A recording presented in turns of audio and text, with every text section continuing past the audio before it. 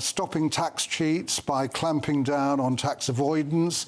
Labour are doing that. It's difficult to find something there that's actually new. Yes, let's talk about some of these savings here, because he did have a list. When he was challenged by one of the journalists there, he brought out a piece of paper, and it's unusual to see Nigel Farage reading from notes, because normally it's all sort of more off the cuff. But he said that saving from net zero, according to the Institute for Government, could be £45 billion per year. That's the amount of subsidy that we put towards renewable energy and home insulation and the like. He says that asylum seeker accommodation, that costs £4 billion a year, and he would suggest that that could be saved. DEI, which interestingly he says includes political campaigning. So I think he means sort of subsidies given to charities, the tax-free status that charities have that campaign on political issues. That's £7 billion a year.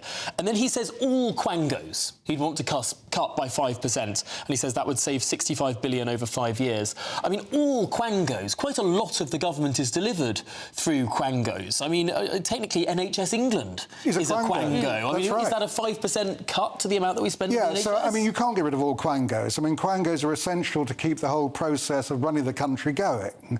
So, yes, you could get rid of some quangos. Again, Labour are doing just that. That is what is going on. I mean, these are sort of... I think any government would have done it, by the way. I'm not making a particular case for Labour.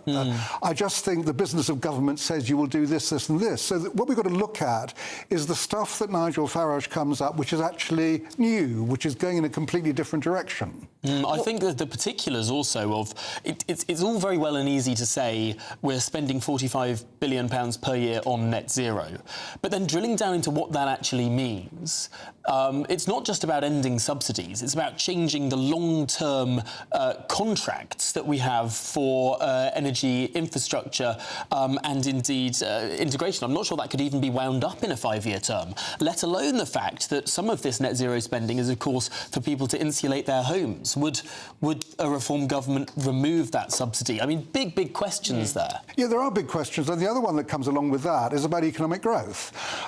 So whether you like net zero or not, the one thing that I think that one has to appreciate is this is the direction of world travel, and the argument about trying to improve growth for this country is if we can get on the ground floor of developing the new green technology that's needed, we'll be net sellers, otherwise we might be net buyers. So there are questions there over the growth that might deliver. You're talking an estimated 650,000 jobs if you get it off and running properly. He hasn't explained where those things will come from. So getting rid of net zero, again, it's a kind of popular idea. It's not something that really feels to me to be terribly practical. He was very good at mentioning the red meat, if you like, the Lucy Connolly sentence, that was wrong, the Chagos Islands, that was wrong, Starmer, the traitor, that was wrong. We all understand that, but he was also quite controversial because he didn't confirm what reform would do with the triple lock. He didn't confirm at any point that they would keep that, which both Conservative and Labour have. Many viewers and listeners are already concerned about, obviously, being in that age group. Yes, and I think in the long term, the triple lock will go anyway. I mean, again, no matter which government is in. I think that the elements of it, for instance, it's the 2% guarantee of a pension rise no matter what. I think that bit of it is likely to go, it's delivered pensions over and above inflation or wages 4 times over the last 11 years. So I'm not surprised he won't commit to it. In fairness, Labour and the Tories have only committed to it for a short period of time. They've not committed to it for all time. No. So he's wise to keep off that. Winter fuel allowance, we know that's going to be changed, although Keir Starmer won't give us any details there. But again, there's a cost attached. If Nigel Farage is talking about giving it to absolutely everybody, he still is looking for another 1.5 billion that was going to save. OK, and at the other end of the spectrum from pensioners, the two-child benefit cap. Very, very controversial for Labour at the moment. I mean, Nigel seems pretty committed to this. Yeah, $3.5 billion then for that one. Yeah. So again, another big expense. I mean, I think that all these things are right in a perfect world. No, we don't want to actually restrict the number of children people can have. We need people to have more babies. Yes, and that is his point. In fairness, I think that that's what he was saying, that the population is not growing at the rate we need it to for the sake of the economy. And that's a lot of the reason why successive governments have had sky-high migration to try and plug the baby gap. Absolutely right. So the idea of actually having more babies and coming up with policies to do that is a good one. I'm not against that. Lots of people getting in touch about the baby issue and the two-child benefit cap. It's the wrong people having babies. It's low-skilled migrants coming in and having more babies than, to use that phrase, the indigenous population. Well, I mean, in the event that you were raising the cap, I mean, you wouldn't be singling out migrants. I mean, this would be for... Of course, the rising tide floats all boats. Recent migrants have no recourse to public funds, so it would only be migrants who've been here after a certain amount of time. They would actually be working here, paying tax and so on. You're absolutely right, because that was otherwise they wouldn't be getting it anyway. But there are big questions there about sort of what is the role of government in terms of telling people what their families should look like. At one point, of course, Nigel Farage said, "I'm not the Pope." And at another point he said, "We all live imperfect lives," which I think is perhaps sometimes worth saying from particularly our political class. Yes, very much so. But that was it. Just very quickly, Nigel, the other one was the allowing one spouse, typically a non-working mum, to transfer their tax allowance to their partner. I mean, so that would mean that you could be allowed to earn £25,000 rather than £12,500 at the moment. Again, in theory, that's a good idea. Yeah, well, yes, it is. All these ideas are good. How you afford it. But the whole thing is, it's about affording them. So, yes, I mean, the idea of bringing back the married tax allowance, which we once had, he's talking about in the region of £5,000. Yes, that is a good idea. But again, it comes at a cost. And again, we will have, I think, closer to this election, far more scrutiny of the reform manifesto in the costings, in the way that we had more scrutiny of, for example, the Conservative Party, although many people would say we probably didn't have enough scrutiny of the Labour Party's proposed spending plans, because, of course, they got into office and then raised a whole lot of taxes that they never said they would raise in the first place. No, that's right. I mean, what Labour have done is they have so far kept their manifesto pledges. You're absolutely right, though, that they added some things to it that we didn't know anything about. It depends on your definition of what a national insurance tax rise is. Yes. They would say they haven't raised national insurance on workers. Economists would say that their employee national insurance rise does fall on workers. And it was what they left out. We always know the devil's in the details. I think what they didn't say. Yeah. We weren't told, in fairness, about pensioners losing their winter fuel allowance. No. Certainly weren't. Well, of course, our man in the room there at that press conference was Adam Cherry, and Adam joins us down the line now. Adam, Nigel Farage spoke there for around an hour, fielded questions from every single journalist who had their hands up. What did you make? What's your big takeaway from this press conference? Yeah, good afternoon, guys. Welcome to a very rainy Whitehall, very drizzly here, but never mind. Typically bullish, I thought, clearly riding high from the local election victory. He had all the winners of that local election day on stage.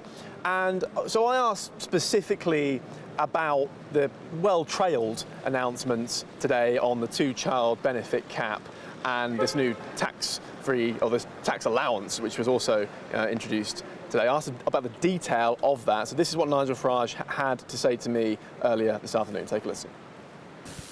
Just on the detail of what you're announcing today, are you scrapping the benefit cap entirely, or are you introducing a new cap of 3 or 4 children?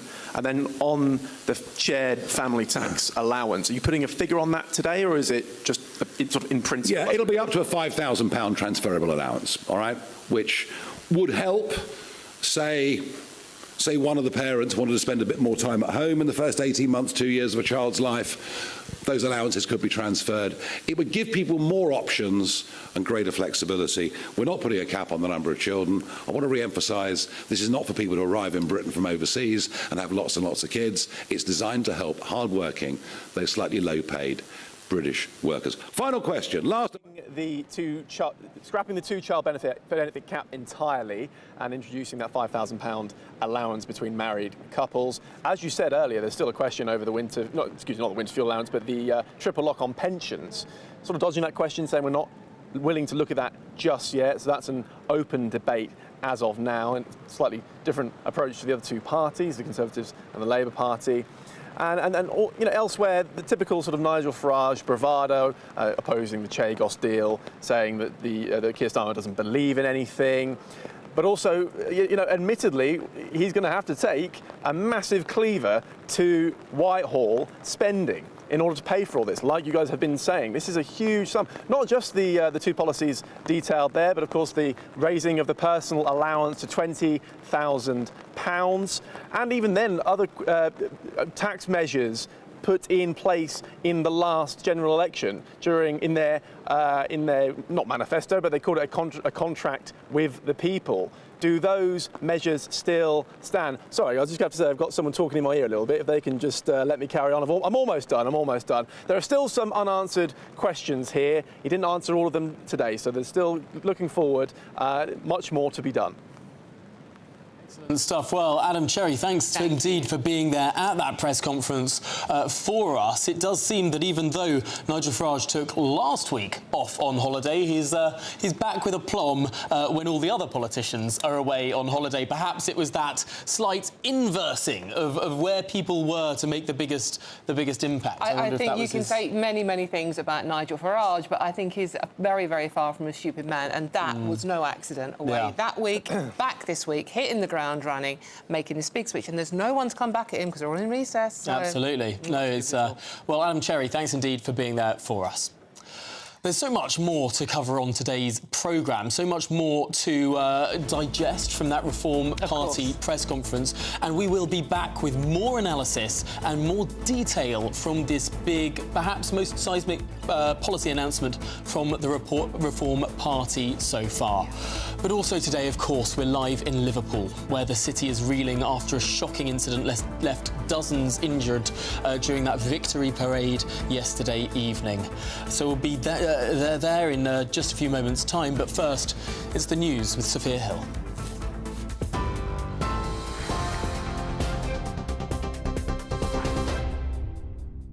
Very good afternoon. It's just gone 12:30. These are your latest headlines. Now, a celebration turned into chaos as 27 people have been taken to hospital after a car was driven into crowds at Liverpool's Trophy Parade, with 2 people, including a child, suffering from serious injuries. Emergency services acted swiftly, with firefighters rescuing 4 people trapped under the vehicle. A 53-year-old local man, described as white and British, was arrested at the scene. Prime Minister Sir Keir Starmer has praised the remarkable bravery of first responders. All stands together, and the whole country stands with Liverpool. I'd like to thank the first responders who did a fantastic job last night and continue to do so.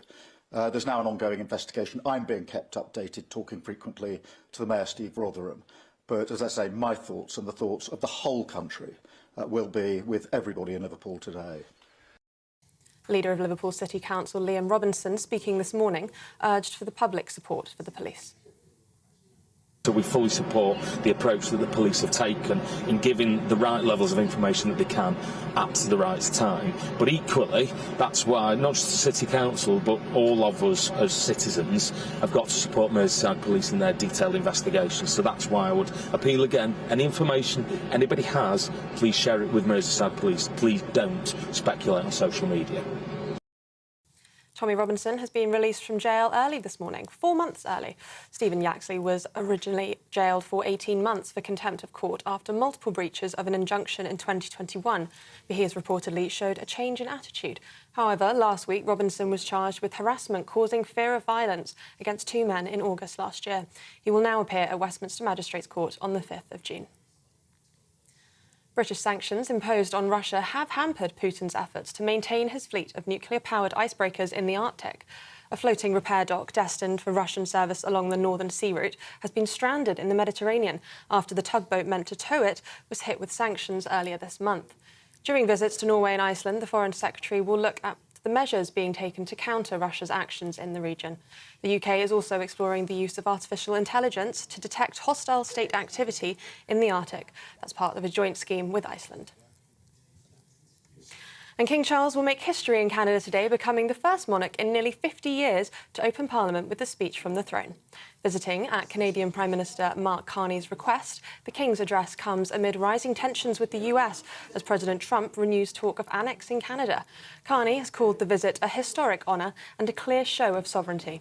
The King and Queen Camilla were warmly welcomed in Ottawa, experiencing everything from street hockey to Indigenous ceremonies. Those are the latest GB News headlines for now. More from me in half an hour. For the very latest GB News direct to your smartphone, sign up to News Alerts by scanning the QR code or go to gbnews.com/alerts.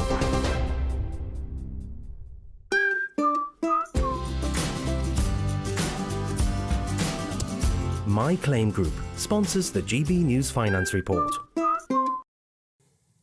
Here's a quick snapshot of today's markets. The pound will buy you $1.354 and €1.194. The price of gold is £2,429.80 per ounce, and the FTSE 100's at 8,788 points. My Claim Group sponsors the GB News Finance Report. Yes, it's time for your latest weather update from the Met Office here on GB News. Bit of a dull, damp day for most places today. Turning a bit brighter though, a few spots later on, and actually across Scotland there's some sunshine, just a few showers. Those showers generated by this area of low pressure. But further south, this tangle of weather fronts, that's what's providing the thick cloud and the rain and drizzle that's now spreading its way eastwards. So after a dry start, rain and drizzle moving in here for the afternoon. In most places, fairly dull, damp and quite breezy as well, particularly so in the southwest. That breeze is bringing in a lot of mist and low cloud around the coast, and also keeping the temperatures in the mid to high teens. But for many places, only 13 or 14. That'll feel quite cool with the rain. Some sunny spells though across Scotland. Quite a few showers continuing to drift in across the Highlands. Some getting to eastern Scotland, but I suspect many on the east coast of Scotland having a dry evening. But plenty of showers packing into the northwest. Not too many showers across southern Scotland, so here too a chance of a dry evening. Things are going to turn drier across Northern Ireland as well, but staying predominantly cloudy. Rain and drizzle on and off across much of England and Wales. Could be some heavier bursts of rain along the south coast as the breeze continues here through this evening. And then we're looking at this zone across parts of the Midlands, Lincolnshire, towards the Wash, where the rain will continue on and off overnight. But elsewhere, it should turn at least a little bit drier. Still some showers coming into northern Scotland, and across North Wales, it may well stay fairly soggy. Certainly staying fairly mild across the south. Temperatures in towns and cities holding up in the teens. Further north, a little cooler, but again, some sunshine across the central belt of Scotland, eastern Scotland on Wednesday morning. This zone of cloudier weather over the Midlands and East Anglia will slip southwards, bringing a few showers towards the London area for a time through the day. A few showers across northern England, southern Scotland, but many places, certainly in the west, much brighter tomorrow. And we should see some sunshine with temperatures getting into the mid to high teens.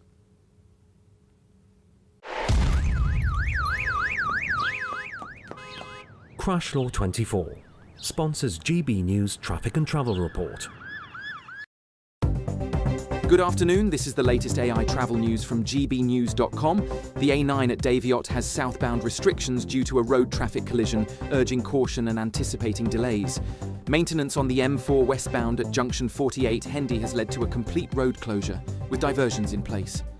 In Northamptonshire, a road traffic collision on the A14 eastbound between the M1 Catthorpe interchange and junction 1 Welford causes a lane closure. In Wiltshire, the A36 southbound between the A350 south and the A303 is fully closed due to a collision. And on the trains, cross-country and Great Western Railway services are disrupted at Southampton Central and Portsmouth Harbour. For more travel news, go to gbnews.com. Crash Law 24 sponsors GB News Traffic and Travel Report.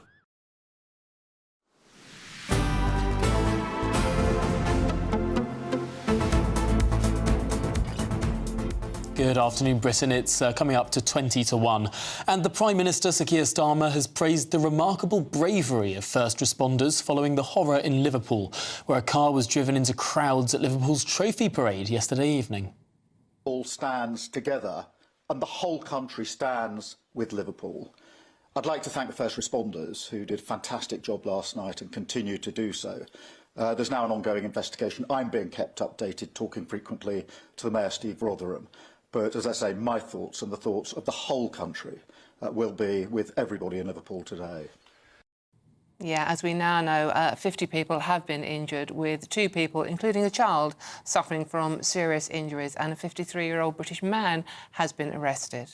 Well, there's a lot to get through here. Joining us now with all the details is our GB News Home and Security Editor, Mark White. Now, Mark, there's still a lot of speculation as to the motive, but what are the hard facts that we do know? Well, that a 53-year-old man, the driver of this vehicle, is in custody, white British, according to Merseyside Police, and they're not looking at terrorism as a motive at this stage. But the last update we've had from Merseyside Police was 11 o'clock last night. Nothing today. And, of course, they are urging people not to speculate, but people, of course, are going to speculate with a vacuum of information, which is what we had at the time of the Southport attack as well. So you've got, for instance, the Times reporting and eyewitnesses saying that a man exited a Hooters pub and got into that vehicle. I'm not sure how, viable that is, given that the Hooters is about 400 metres further down the street from where this vehicle is supposedly set off from. But again, now the Mail reporting another eyewitness saying that the vehicle tailgated an ambulance, which is how they managed to get access to a street which would otherwise have been cordoned off and blocked off to all other traffic to allow the parade to go through. So while you've got all those kind of counter theories coming out there, it is incumbent on the police to tell us as soon as possible as much as they know about this. They've certainly said they're not treating it as a terrorist incident, but are they still treating it, or are they treating it as a deliberate act? Some kind of freak accident? We don't know. And of course, the more time that passes, the more people will speculate on what it might have been. The curiosity, and lots of people are asking this, is with the Southport, and it's the same police force, let's remember, with the Southport incident, we won't give them any information whatsoever. They announced the suspect in this case was a white British man, literally within minutes. The Southport excuse was we can't prejudice any trial that's coming up. What's the difference? Well, there is no difference, but they have learned a tough lesson from Southport, and that you can't be guided by overcautious prosecutors, legal lawyers saying, no, don't prejudice an upcoming case, when in a month of Sundays you stand no chance of prejudicing the upcoming case, because it's just fact that the person is who the person is. So they've learnt that lesson. They're getting this information out. I think what will be interesting going forward is if there is a future incident and that incident doesn't involve someone who is a white British male, will they be as quick to get that information out there in the public? Although I suppose one of the issues with Southport is that Axel Rudikubana was days away from his 18th birthday. And so it took a judge to intervene to say, we can actually name this individual. We couldn't name him before because he's legally a child, even though morally probably not. That was naming him, but there were other details there that were lacking in terms of not being put into the public realm early on that might have made a difference to help, suppress all of the rumours that were gathering ahead of steam online that then built up the anger that led to the disorder that we saw. So as I say, maybe the precedent has now been set that whatever the race or the religion of anybody involved in a future incident like this, because Merseyside have now come out within hours and told us some key facts about the identity of an individual, then that precedent has been set. They'll stick to that going forward. Let's see. But as I say, there's lots of other key details that we still really need some guidance on. Is this being treated as a criminal act, a deliberate act or not? Yeah, because, there is lots of sort of obviously shock from last night, but now, as we've been finding out from talking to people live in Liverpool, anger. anger at how this could happen, anger that that street was open. It wasn't officially even closed down, from what we understand. Why wasn't it closed down? And how do we stop it happening again, Mark? We've had, what, 4 or 5 instances of vehicles being used as weapons, not always terrorism either, in recent years. So how do we stop it? Well, one of the biggest issues when it comes to events, crowded places, the emergency services refer to them as, are vehicle mitigation barriers. Now, what will have to come out, and as a matter of urgency, I would say, is some kind of confirmation as to whether proper roadblocks and barriers in place to stop vehicles coming through. If there was, then how did this vehicle get into the footprint of the parade itself? Now, it may have been parked up within the inner cordon and someone went back to that vehicle, we don't know. But clearly the people of Liverpool fans absorbing this as well. We've been speaking to them throughout the morning. This is what they've been telling us. I just couldn't believe it. Someone texted me and said there's a car ploughed into crowds of people, and I just went sick. We were very lucky, and 3 of our friends had just left at the same time that there was the accident. But fortunately, we are alive now. I would imagine Liverpool stick together and they'll all sort of support one another. That's what Liverpool normally does. Well, Mark White, thanks indeed for bringing us all of that, and do come rushing back into this studio as soon as we learn anything more. It is fairly extraordinary. It's now been more than 13, 14 hours since we had our last update. Yeah, absolutely. We should really be having some more information by about this time. But Mark White, again, thank you very much indeed. Yes, OK. Now, if you are in search of a little bit of escape, a bit of light relief, and you're lucky enough to be heading off on holiday, here is a forecast for some of those top European destinations. I forecast a perfect holiday in the sun. Weather looking good then? For sure, and no worries about our travel insurance. All Clear Travel Insurance sponsors GB News Travel Destinations Forecast. Hello, well, there's plenty of sunshine across Europe and it's feeling warm there too, with some spells of rain or thunderstorms across the east. Now, we have lighter winds across the Canary Islands and Madeira, plenty of sunshine across Portugal and Spain, likewise as we go into Italy, but there will be a few showers across eastern areas, perhaps some thunderstorms developing as well.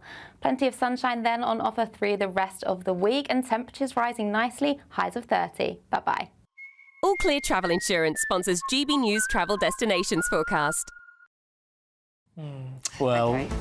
Oh, sorry. Go on, it's interrupting. No. OK. Let's Shall I do this bit then? Should we do a word each? Go on then, go on. Well, this...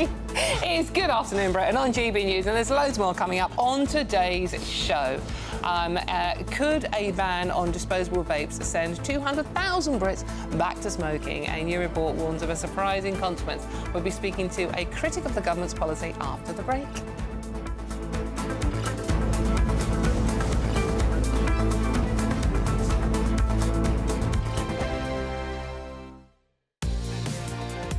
Mornings don't have to be tiresome, especially if you have the right company.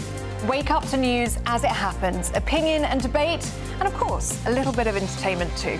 Because when the kettle's on, we're on. That's Breakfast on GB News, a show worth waking up for.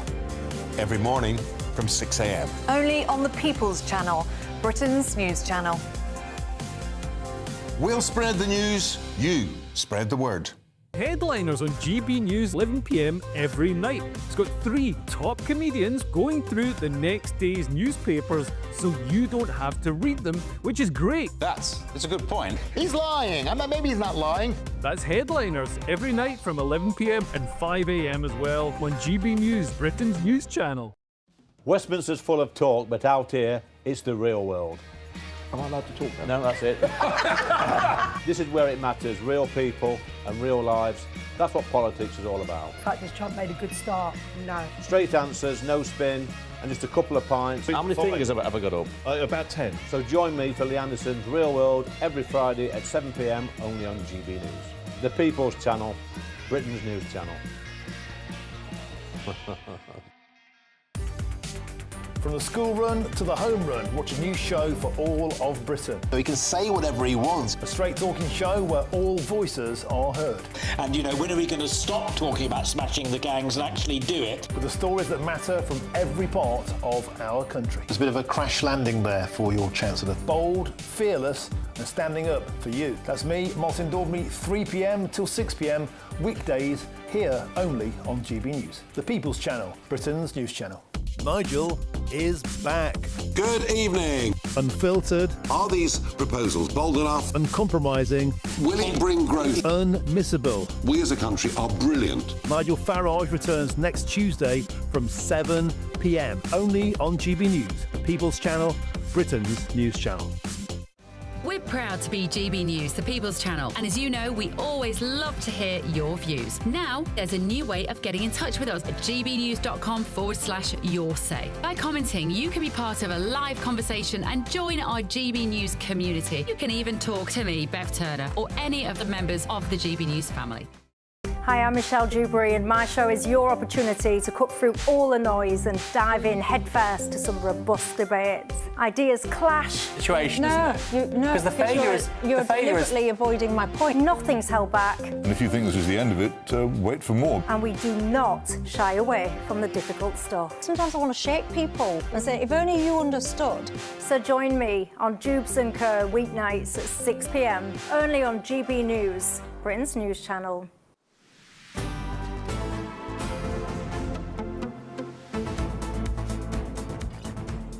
Good afternoon, Britain. It's just gone 10 to 1, and do stay with us, as in a few moments' time we'll be discussing the extraordinary policy announcement from the Reform Party. Yeah, and keep getting in touch as well. Jim says, what a political sensational event, a head-to-head between Nigel Farage and Keir Starmer would be.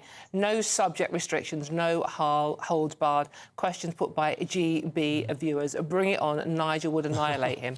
Well, lots of people agreeing with that one. Do you think that's remotely likely? Well, I suppose we'll have to see. But for now, a new report has warned that the upcoming disposable vape ban could drive up to 200,000 people back to smoking. Yes, the law is set to take effect this weekend, and it's aimed to curb youth vaping and reduce environmental waste. But critics say that this could backfire and hurt the government's progress towards a smoke-free Britain if vapers aren't given support and return to smoking. Well, joining us now is Programme Director of Future Health, Richard Sloggett. Richard, thank you very much for joining us this afternoon. Explain more about what's going on here. Yeah, Dawn, nice to be with you. So the research that we conducted was looking at asking adults what the implications of the disposable vapes ban, which comes in on Sunday, would be. And what we found was that 12% of those who use disposable vapes said they would return to smoking as a result of the ban, which then, if you extrapolate out, gets you to that 200,000 figure. Now, obviously, the ban, we welcome the ban. We think the ban is a good thing on environmental and youth vaping grounds, as you said at the top. You know, youth vaping rates in particular have increased significantly from something like 1% in 2013 to something like 7 or 8% now. So clearly we've got to get on top of that. But what we also want to highlight is there are implications of this ban for the wider agenda of trying to reduce smoking rates, which obviously have fallen significantly from something like 45% down in 1970 all the way through to sort of 11-12% today. So what we want our research to do is to make sure that this ban works effectively, and what we're flagging is that there is a concern that some people may return to smoking as a result of it. And certainly jurisdictions like Australia that have had strict rules on vaping have had nothing like the falls in people smoking that we've seen in countries like the UK. Yeah, so I sort of feel like with this, what we also need to be really clear about when we're sort of banning something like disposable vapes is saying that, look, vaping is really, really important for people who want to come off smoking. There's good evidence of that, and we want to encourage that, and that is still the policy. But what we want to try and make sure is that we're moving away from these very sort of short-term disposable vapes, which obviously have this sort of impact not only on the environment but also being marketed heavily to children and young people. We don't want people taking up vaping at a young age and potentially then getting into it. It's a clear distinction to make. Well, Richard Sloggett, that's all we've got time for, but thanks for joining us on Good Afternoon Britain here on GB News. Loads more coming up, though, but that's all after we have a look at the weather for you.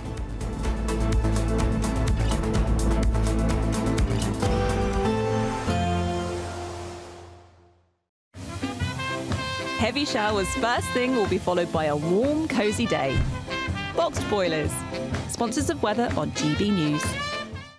Yes, it's time for your latest weather update from the Met Office here on GB News. Bit of a dull, damp day for most places today. It's getting a bit brighter though, a few spots later on. And actually across Scotland there's some sunshine, just a few showers. Those showers generated by this area of low pressure. But further south, this tangle of weather fronts, that's what's providing the thick cloud and the rain and drizzle that's now spreading its way eastwards. So after a dry start, rain and drizzle moving in here for the afternoon. In most places, fairly dull, damp and quite breezy as well, particularly so in the southwest. That breeze is bringing in a lot of mist and low cloud around the coast and also keeping the temperatures in the mid to high teens. But for many places, only 13 or 14. That'll feel quite cool with the rain.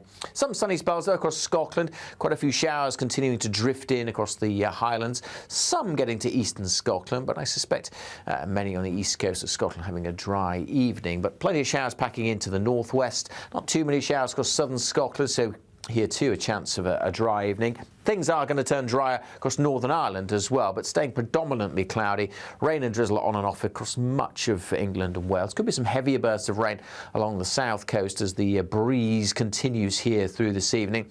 And then we're looking at this zone across parts of the Midlands, Lincolnshire, towards the Wash, where the rain will continue on and off overnight. But elsewhere, it should turn at least a little bit drier. Still some showers coming into northern Scotland and across North Wales. It may well stay fairly soggy. Certainly staying fairly mild across the south. Temperatures in towns and cities holding up in the teens. Further north, a little cooler, but again, some sunshine across the central belt of Scotland, eastern Scotland on Wednesday morning. This zone of cloudier weather over the Midlands and East Anglia will slip southwards, bringing a few showers towards the London area for a time through the day. A few showers across northern England, southern Scotland, but many places, certainly in the west, much brighter tomorrow. And we should see some sunshine with temperatures getting into the mid to high teens.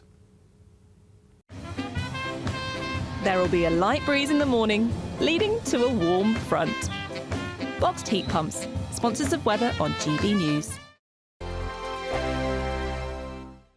Someone is going to win the biggest prize package to date, and that someone could be you, driving away in this Elnag Baron 560 motorhome. It has plenty of room for your family of 4, comes complete with kitchen, bathroom and all the space you'll need for life on the road. Plus, we'll also give you a further £5,000 in tax-free cash to spend however you like. For another chance to win the lot, text WIN to 63225. One entry costs £2.50 plus one standard network rate message, or text BONUS to 63225. 5 entries cost £5 plus one standard network rate message. Go to gbnews.com/win. Entries start at £2.50. Call 0903 686 3232. Calls cost £2.50 plus your network access charge. Or post your name and number to GB13 PO Box 8690 Derby DE1 9TT. UK only. Entrance must be 18 or over. Lines close at 4 p.m. on the 6th of June. Please check the closing time if listening or watching on demand. Good luck. GB News Breakfast, every day from 6 a.m. Last night it was won by Austria, a guy called JJ, who actually appeared on The Voice in the UK a couple of years ago. Very, very good singer, but like I say, a lot of the evening was focused around Israel. Israel won a huge amount of the public vote. Obviously, the way the system works on Eurovision is the juries, the professionals get together, they sort of delegate the scores out amongst the other countries, and then the public have their say.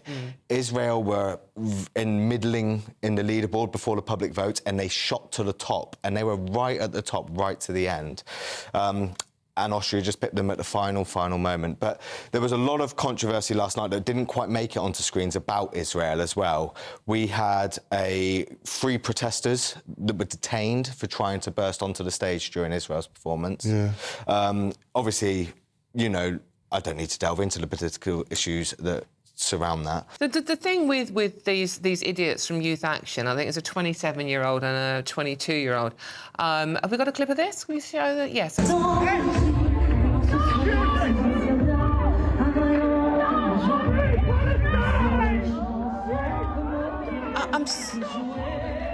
Right, yeah, so they weren't arrested, they were detained by organisers at the time and then released, and then a Basel police spokesperson said it's up to the organiser now if they want to press charges about this. You know what annoys me about this, though, Alex, is Yuval's in her 20s. She's a survivor of the Nova Music Festival on October the 7th. She hid under the bodies of her mates for 8 hours. What she's achieved is amazing. Ignore the politics. And these idiots in their 20s behaving like that to this woman that survived all those horrors. GB News, the People's Channel.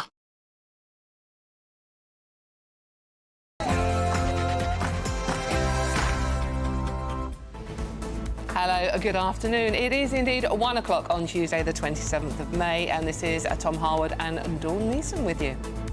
Now, a day of celebration turned into chaos in Liverpool. Nearly 50 injured after a car drove into crowds of football fans at a victory parade. A 53-year-old man has been arrested. Of joy turned to utter horror and devastation, and my thoughts and the thoughts of the whole country are with all of those that are affected. Sir Keir Starmer has spoken out on the issue and scenes of horror and devastation. Well, the city and a nation are in shock. Here at the scene, we've seen forensic officers as these investigations here continue. Elsewhere around the city, shock and horror at the scenes we saw last night. Liverpool Mayor Steve Rotherham saying that there are 4 people who are very, very ill in hospital. Well, although the police say they have ruled out terrorism for the time being, we still don't know whether they believe this was a deliberate act that took place yesterday evening. Now, they, of course, right now are absolutely terrified of reform. And if you think the Conservatives had a bad day on May the 1st, arguably, Labour did even worse. And the other big story of the day, which many of you are getting in touch about, and I'll read as many out as I can, is Nigel Farage on the attack, calling Keir Starmer unpatriotic and out of touch. He's also vowing to scrap the 2-child benefit cap and reinstate winter fuel payments for pensioners. Is this the start of a Reform UK surge? Yes, Nigel Farage parking Reform UK's tanks on the Labour Party's lawn, scrapping the 2-child benefit cap, restoring the winter fuel allowance. But what about the triple lock on pensions? And across the Atlantic, it's a big day for the Royals as the King and Queen open Canada's Parliament later this afternoon. But just what will King Charles say in the shadow of Donald Trump's threats to subsume Canada into US statehood? Well, we'll be live in Ottawa with all the latest.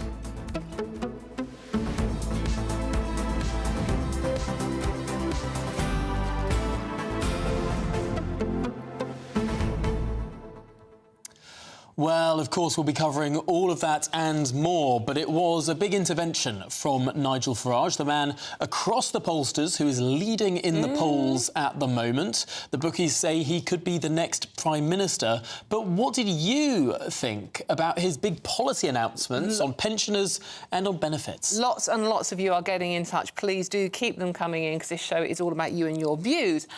Graham is summing up what many of you are saying, I watched Nigel Farage's 45-minute address, I think it might have been close to an hour, actually, Graham, and witnessed a true statesman, a leader I could be proud of. Let's return sanity to the United Kingdom.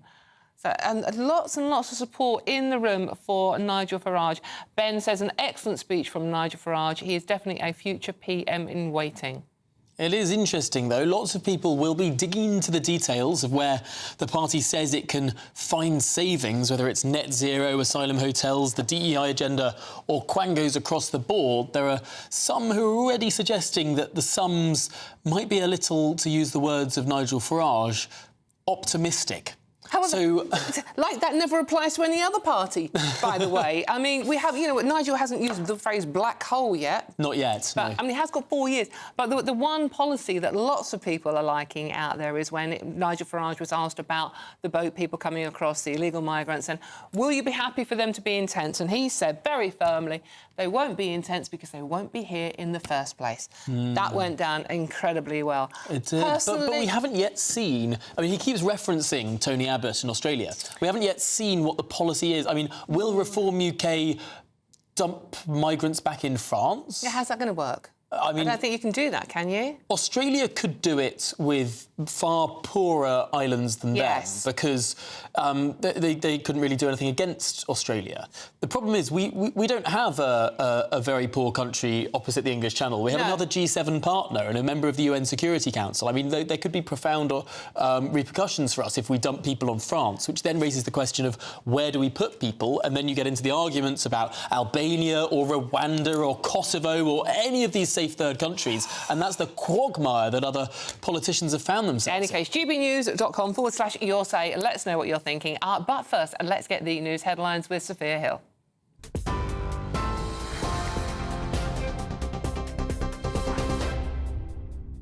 Dawn, thank you. Very good afternoon. It's 1:05. These are your latest headlines.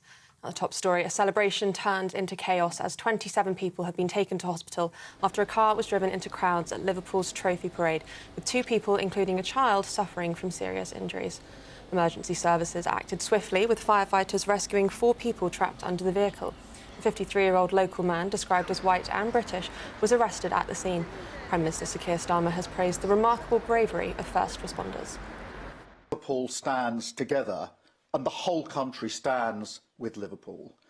I'd like to thank the first responders who did a fantastic job last night and continue to do so. There's now an ongoing investigation. I'm being kept updated, talking frequently to the Mayor, Steve Rotherham. But as I say, my thoughts and the thoughts of the whole country will be with everybody in Liverpool today. Now, if you vote Reform, you get reform. Those are the words of Reform UK party leader Nigel Farage today at their press conference. Speaking in central London, Farage paid his respects to the tragic Liverpool incident, backed winter fuel payments, reinstatement, again pledged to scrap net zero and asylum seeker hotels, and said ending the 2-child benefit cap was the right thing to do. The Reform UK leader also used his speech this morning to attack the Prime Minister, as he positions his party as the true opposition to Labour. Now, they, of course, right now are absolutely terrified of reform. And if you think the Conservatives had a bad day on May the 1st, arguably, Labour did even worse. We completely wiped them out. This government is off to the worst start of any government since Eden and the Suez Crisis in 1956. They are collapsing in terms of support. Their response to us is just to turn on the Labour lie machine. Now, in a major push to boost homegrown skills and curb immigration, the government has unveiled 120,000 new apprenticeships and training spots across England. Roles in construction, healthcare and engineering are the focus, with up to 45,000 places funded by increasing the fee employers pay to hire foreign workers by a third. Ministers say the move aims to strengthen the UK workforce ahead of the next general election. Some medical news now. Resident doctors in England, formerly known as junior doctors, are receiving their ballot on fresh strike action as tensions rise over the government's latest pay offer. The proposed 4% public sector pay rise includes an extra £450 for doctors, but the BMA says it falls far short of reversing years of pay erosion. Ballots open today and will close on the 7th of July, with potential strikes running into early 2026 if doctors vote yes.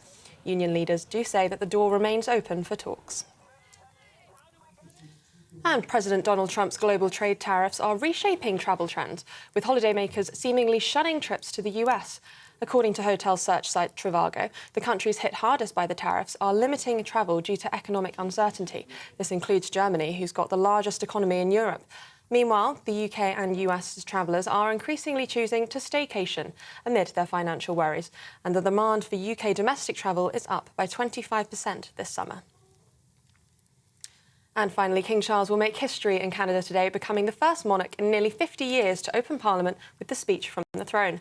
Visiting at Canadian Prime Minister Mark Carney's request, the King's address comes amid rising tensions with the US as President Trump renews talk of annexing Canada. Carney called the visit a historic honour and a clear show of sovereignty. The King and Queen Camilla were warmly welcomed in Ottawa, experiencing everything from street hockey to Indigenous ceremonies. Those are the latest GB News headlines for now. More from me in half an hour, but now it's back to Dawn and Tom.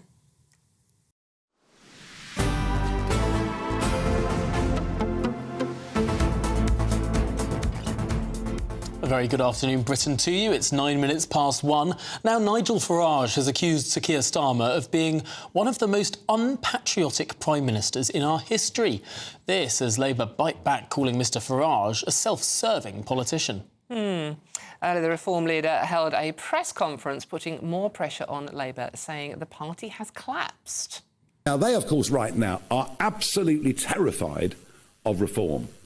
And if you think the Conservatives had a bad day on May the 1st, arguably, Labour did even worse.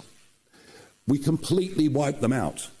This government is off to the worst start of any government since Eden and the Suez Crisis in 1956. They are collapsing in terms of support. Their response to us is just to turn on the Labour lie machine. That was Nigel Farage speaking around an hour ago. There in the room for us was our reporter Adam Cherry. Adam, it seems like the Reform Party is on the warpath.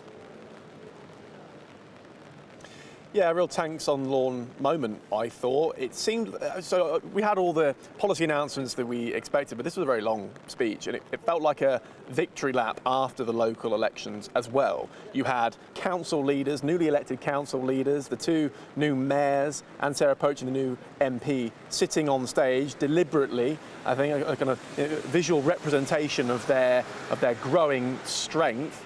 And yeah, we had, as I said, those expected announcements on the two-child benefit cap and the commitment to reverse the winter fuel allowance. Both of those clearly designed to politically kneecap the Labour Party and put them in a difficult position. I asked specifically to Nigel Farage about the detail in those policies, particularly the two-child benefit cap, and this is what he had to say to me earlier today.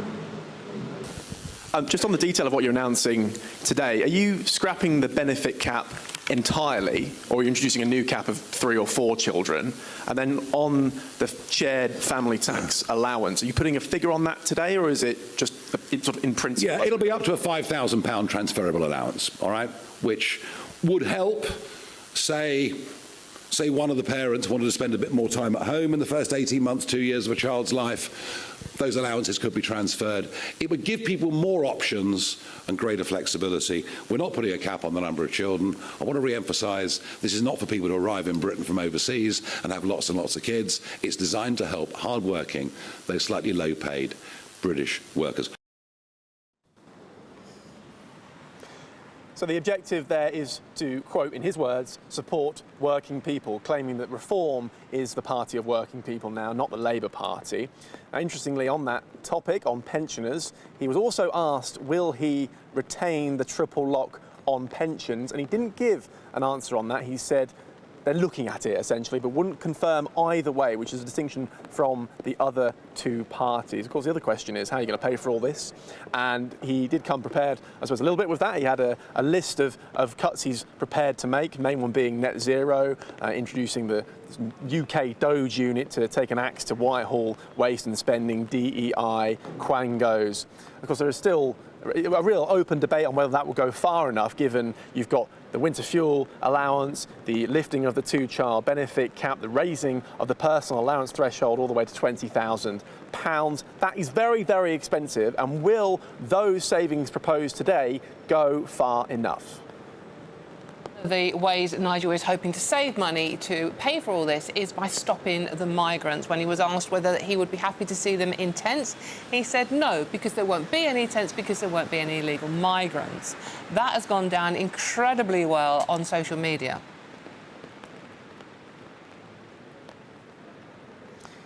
Yeah, but you were having the discussion earlier, guys, about the feasibility of that. What happens when they arrive on our shores? Are they sent straight back to France? There are going to be consequences there, like you said, Tom. So even there are still open questions. Of course, they also say they're going to leave the ECHR, which is going to make it easier to deport illegal migrants. How long will that take? What's the scope of that? You know, that's a very complicated piece of legal policy. You know, that's going to take time as well. But nonetheless, he said smashing the gangs, which is Labour's policy, hasn't worked. And it's really popular to say that he'll do something rather radical and rather different. Sherry, thanks for being there, braving the rain for us there on Whitehall in central London, and indeed for being there at that press conference. Thanks indeed. Well, joining us now is politics editor of HuffPost UK, Kevin Schofield. Kevin, good to see you. Thank you so much for joining us. What did you make of what you heard Nigel Farage say today?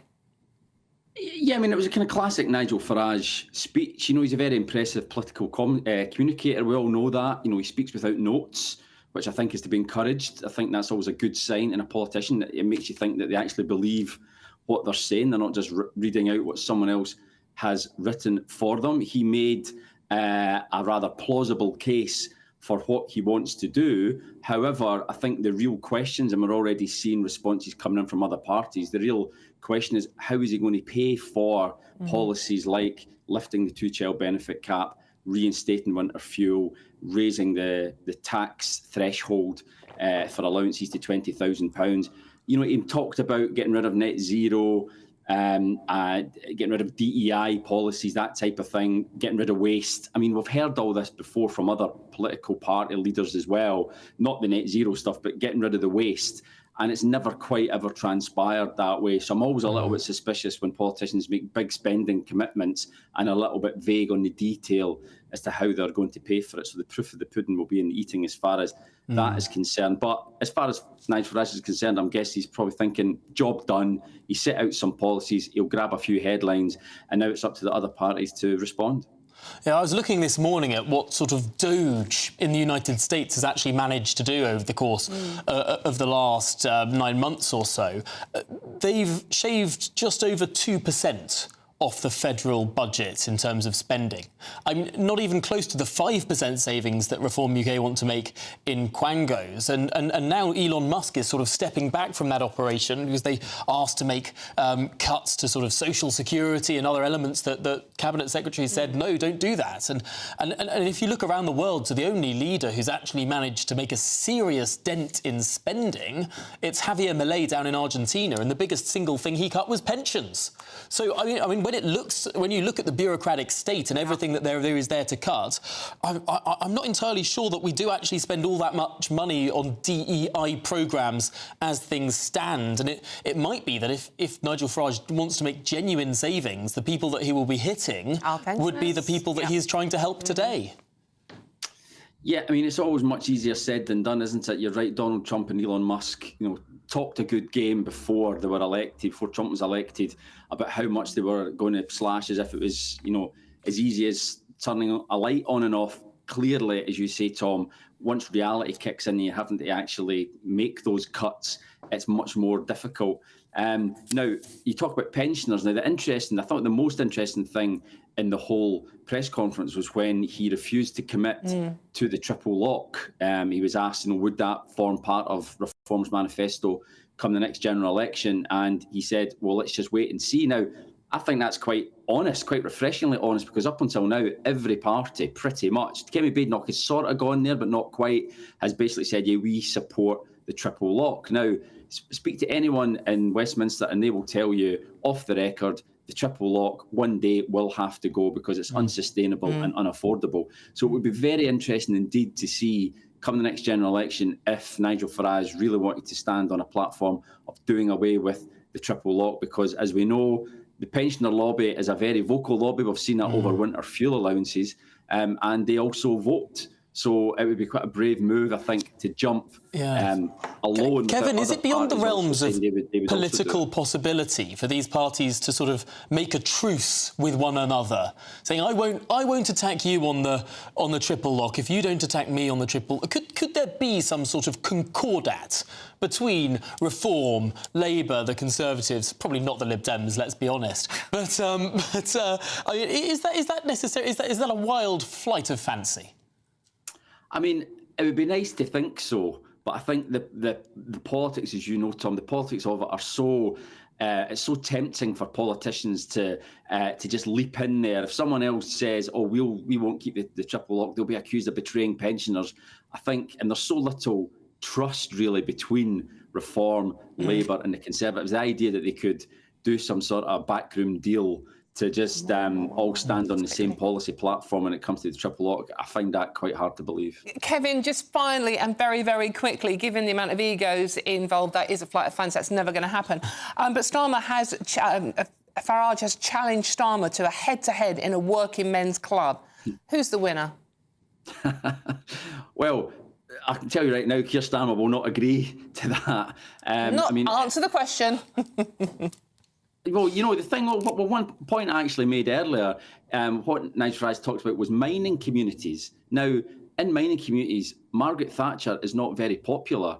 And Nigel Farage is on record in the past of saying how much he admired Margaret Thatcher. So I think that would be quite an easy attack line if Keir Starmer were to bizarrely agree to such a debate. But so I don't think it's going to happen.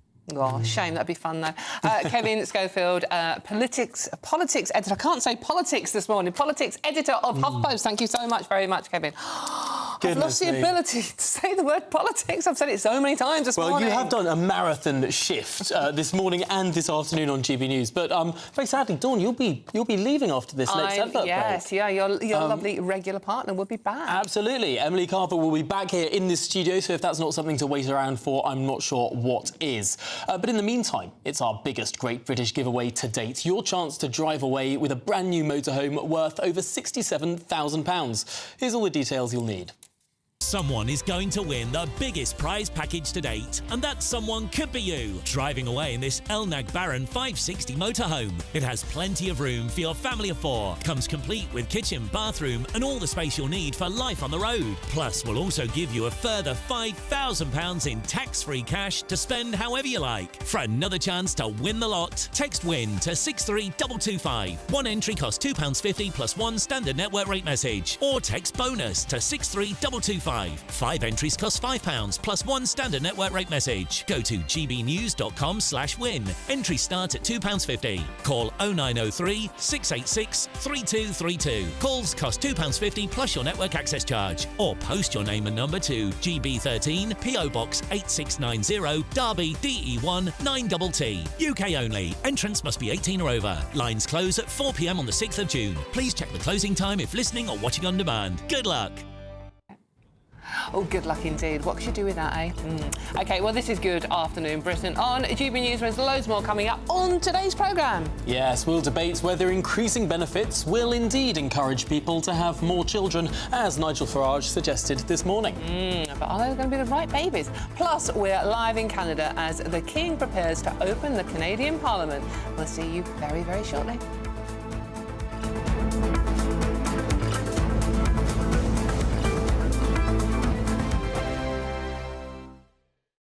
Hi, I'm Michelle Dewberry, and my show is your opportunity to cut through all the noise and dive in headfirst to some robust debates. Ideas clash. Situation, isn't it? No, because the failure is you're deliberately avoiding my point. Nothing's held back. And if you think this is the end of it, wait for more. And we do not shy away from the difficult stuff. Sometimes I want to shake people and say, if only you understood. So join me on Jubes and Kerr weeknights at 6 p.m, only on GB News, Britain's news channel. This is our country, and we think it's amazing. From high tea to the high street, we love it all. Even the rain, we like that too. There's nowhere else we'd rather be. That's why we're here to be the fearless champion of Britain, its voices and its values.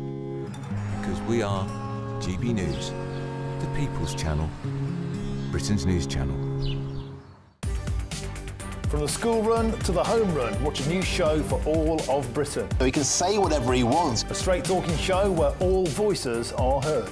And, you know, when are we going to stop talking about smashing the gangs and actually do it? With the stories that matter from every part of our country. There's a bit of a crash landing there for your Chancellor. Bold, fearless and standing up for you. That's me, Martin Daubney, 3 p.m. till 6 p.m, weekdays, here only on GB News. The People's Channel, Britain's news channel.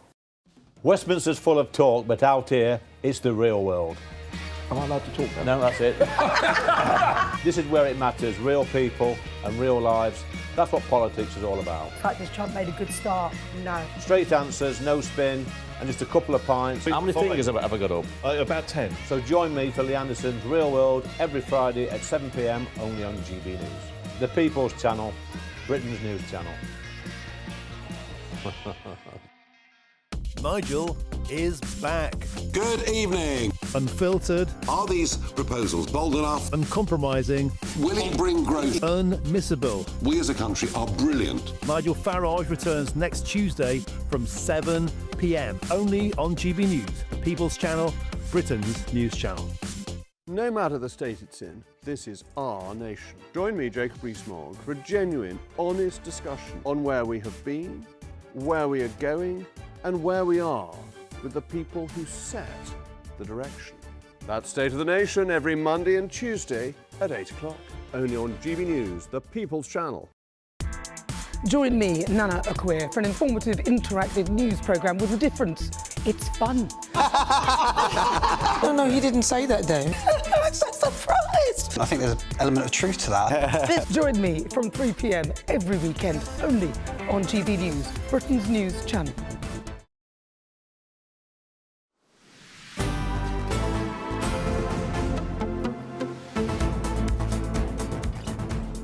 Good afternoon, Britain. It is 25 minutes past 1.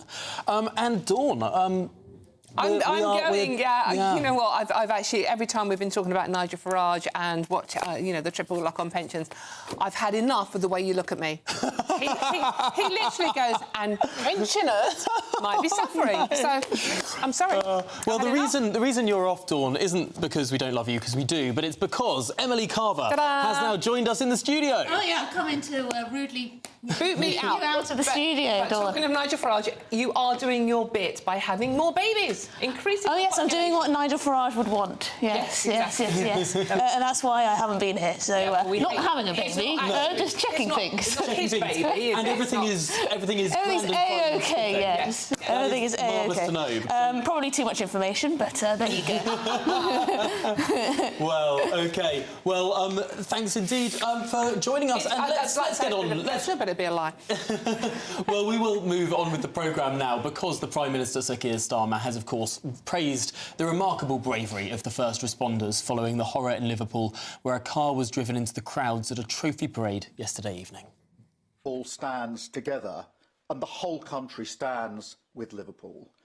I'd like to thank the first responders, who did a fantastic job last night and continue to do so. There's now an ongoing investigation. I'm being kept updated, talking frequently to the Mayor, Steve Rotherham. But, as I say, my thoughts and the thoughts of the whole country will be with everybody in Liverpool today. Well, that was Keir Starmer there reacting. We know that almost 50 people have been injured, 2 people including a child suffering serious injuries. We also know that a 53-year-old British man has been arrested. Well, in the last half an hour, the Liverpool captain Virgil van Dijk has taken to social media. And Van Dijk, I'm being told in my ear, has taken to social... Well, I mean, I suppose that makes much more sense, doesn't it? Well, he's taken to social media and he says that he's praying for a speedy recovery for all of those injured in the crash following the club's title parade. Yes, so the Dutch defender has taken to Instagram. He's posted, "My thoughts and prayers are with everyone affected, praying for a speedy recovery for everyone who suffered injuries. We are all with you." Well, joining us now to discuss this further is our Home and Security Editor, Mark White. Mark, there's a lot we do know, but perhaps more we don't. Well, we can confirm now that after the last update having been at 11 o'clock last night, that Merseyside Police, along with other agencies, we believe, will give a news conference at 3 o'clock this afternoon, in which more details of the events that unfolded yesterday evening should be made available. We're still waiting, as we said in the last couple of hours, for confirmation as to whether actually they believe this may have been a deliberate act, because they've said they're not looking at terrorism as a potential motivation here. But does that mean that, you know, they're ruling it out as being actually a deliberate act, something more akin to a freak accident? We don't know. But hopefully more information will become available. And yes, a bit more information on the casualty figures as well, because, of course, we got the confirmation overnight that not just 2 but 4 people were seriously injured, and around 50 had been injured altogether. But actually, during that news conference last night, the police and the ambulance service did say that a number of people were self-presenting at hospital. In other words, they hadn't waited for an ambulance, or you know, they'd made their own way to hospital. So it might be that the actual overall number of injured rises above 50 with that news conference this afternoon. And Mark, I mean, there's lots in the newspapers particularly talking about how this driver was able to get onto this street. Apparently there were blockades, no cars were allowed down there because of the parade. Obviously, some talk of perhaps following an ambulance even. We don't know. We don't know. This is all from sort of anonymous sources out there who've been talking to the papers. What would you say on that front?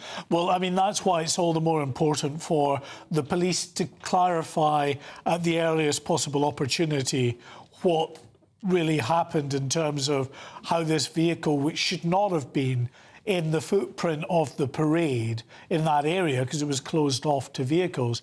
Now, interestingly, in the statement that Merseyside Police put out last night, they did say that there were vehicle management measures in place and roadblocks in place as well. So were they suggesting from that perhaps the vehicle was already parked in a street within the footprint of the parade and someone had gone back to that vehicle? It's certainly possible. Quite often happens in these big events anyways, even if a vehicle is in the footprint of an event, you'll get these sort of tow trucks coming along and pulling the vehicles away because they just shouldn't be there and they're blocking roads.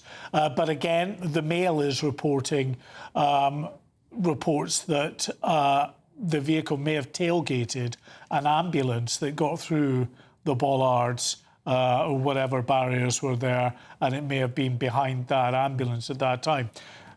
You know, there's lots of reports like this that are coming out, and until the police actually confirm something one way or the other, we just won't know for sure. Now, of course, at 3 o'clock there will be that press conference, as you say. That will have been 16 hours since the last update, a considerable amount of time. No doubt there will have been police officers working around the clock overnight. And, of course, there is that individual who has been held as well. They said last night they were looking for no further suspects. So, really, we might learn over the course of the day quite a few things that we can only speculate on for now. Yes, I mean, clearly, chief amongst them is, you know, OK, terrorism is not being looked at as a potential motivation, but is anything being looked at as a motivation? In other words, do they believe it was a deliberate act? Might it have been an incident in which, you know, for some reason it was a freak accident, someone had a panic attack? We just don't know. There were reports last night suggesting a drunk driver. Again, these are all out there, and until the authorities actually fill in the blanks for us, we won't know. All we know is, of course, for the people of Liverpool, it's just a day of absorbing what happened yesterday, what was supposed to be a real day of celebration for the red side of the city. This morning we tried, didn't we, with Bridget Phillipson, the Secretary of State, to see if she would tell us any more information. But, yes, operationally independent, I think, was the response about the police. So nothing there, but we wait till 3 o'clock. Well, this is Good Afternoon Britain on GB News. Now, could benefits be encouraging more families to have more children? That's what the Reform Party policy wants to happen. A new report questions whether those policies are fueling a baby boom in some parts of the world. We'll dig into the data, but most importantly, we'll ask, is this right? Should people have more children on the basis of benefits? But first, it's the news with Sophia.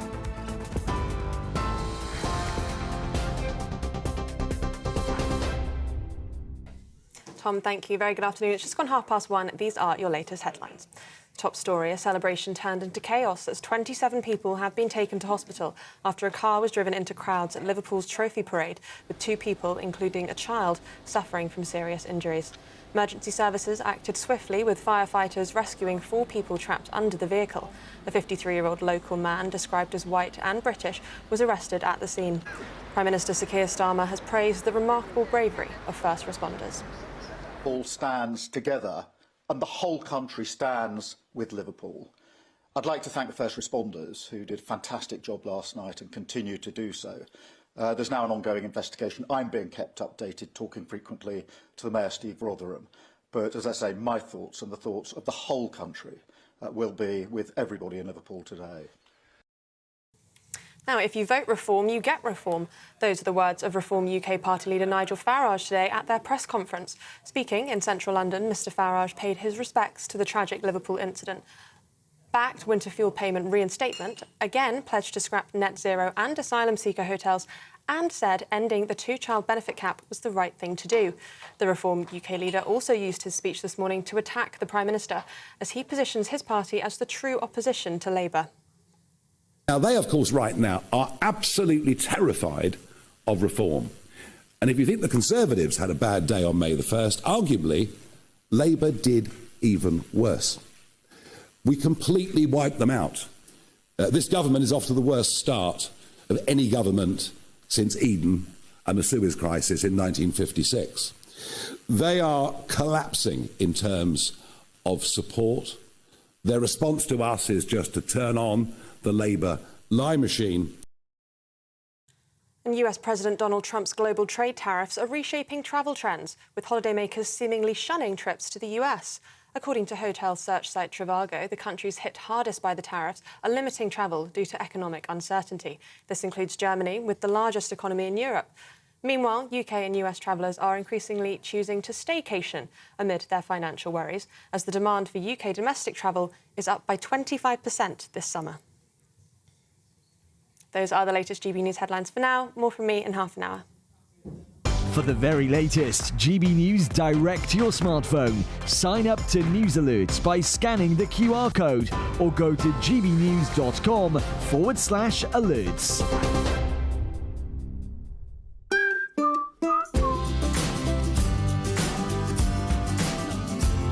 Done. My Claim Group sponsors the GB News Finance Report.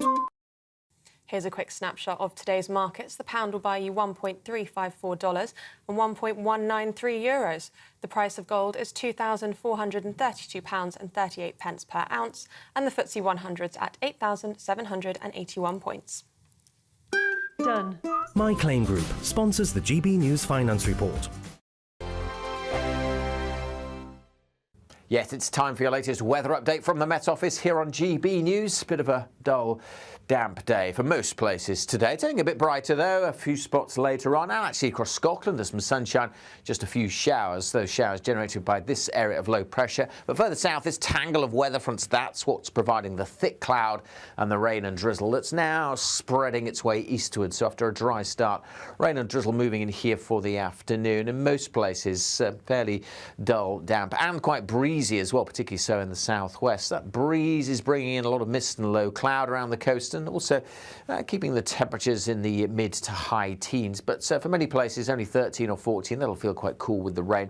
Some sunny spells though across Scotland. Quite a few showers continuing to drift in across the Highlands. Some getting to eastern Scotland, but I suspect many on the east coast of Scotland having a dry evening. But plenty of showers packing into the northwest. Not too many showers across southern Scotland, so here too a chance of a dry evening.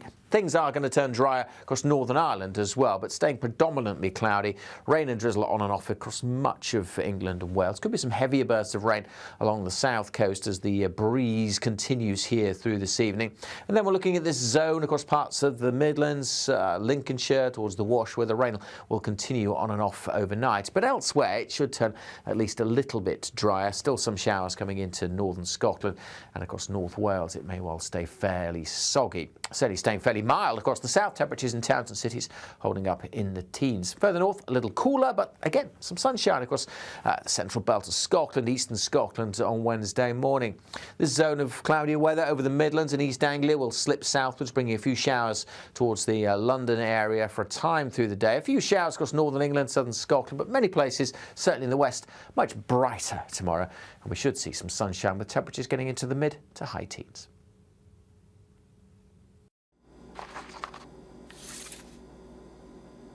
Crash Law 24 sponsors GB News Traffic and Travel Report. Good afternoon, this is the latest AI travel news from gbnews.com. At Torlundi near Inverlochy Castle, the A82 is closed due to an incident. Drivers should reroute. The M4 westbound from Junction 30 Cardiff Gate to Junction 32 Corryton is closed for maintenance with diversions. In Hampshire, the A303 eastbound faces disruptions due to an overturned vehicle. A collision on the A36 southbound in Wiltshire between the A350 and the A303 is blocking lanes.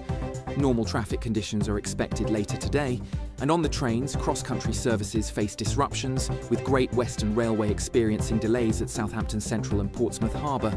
For more travel news, go to gbnews.com. Crash Law 24 sponsors GB News Traffic and Travel Report.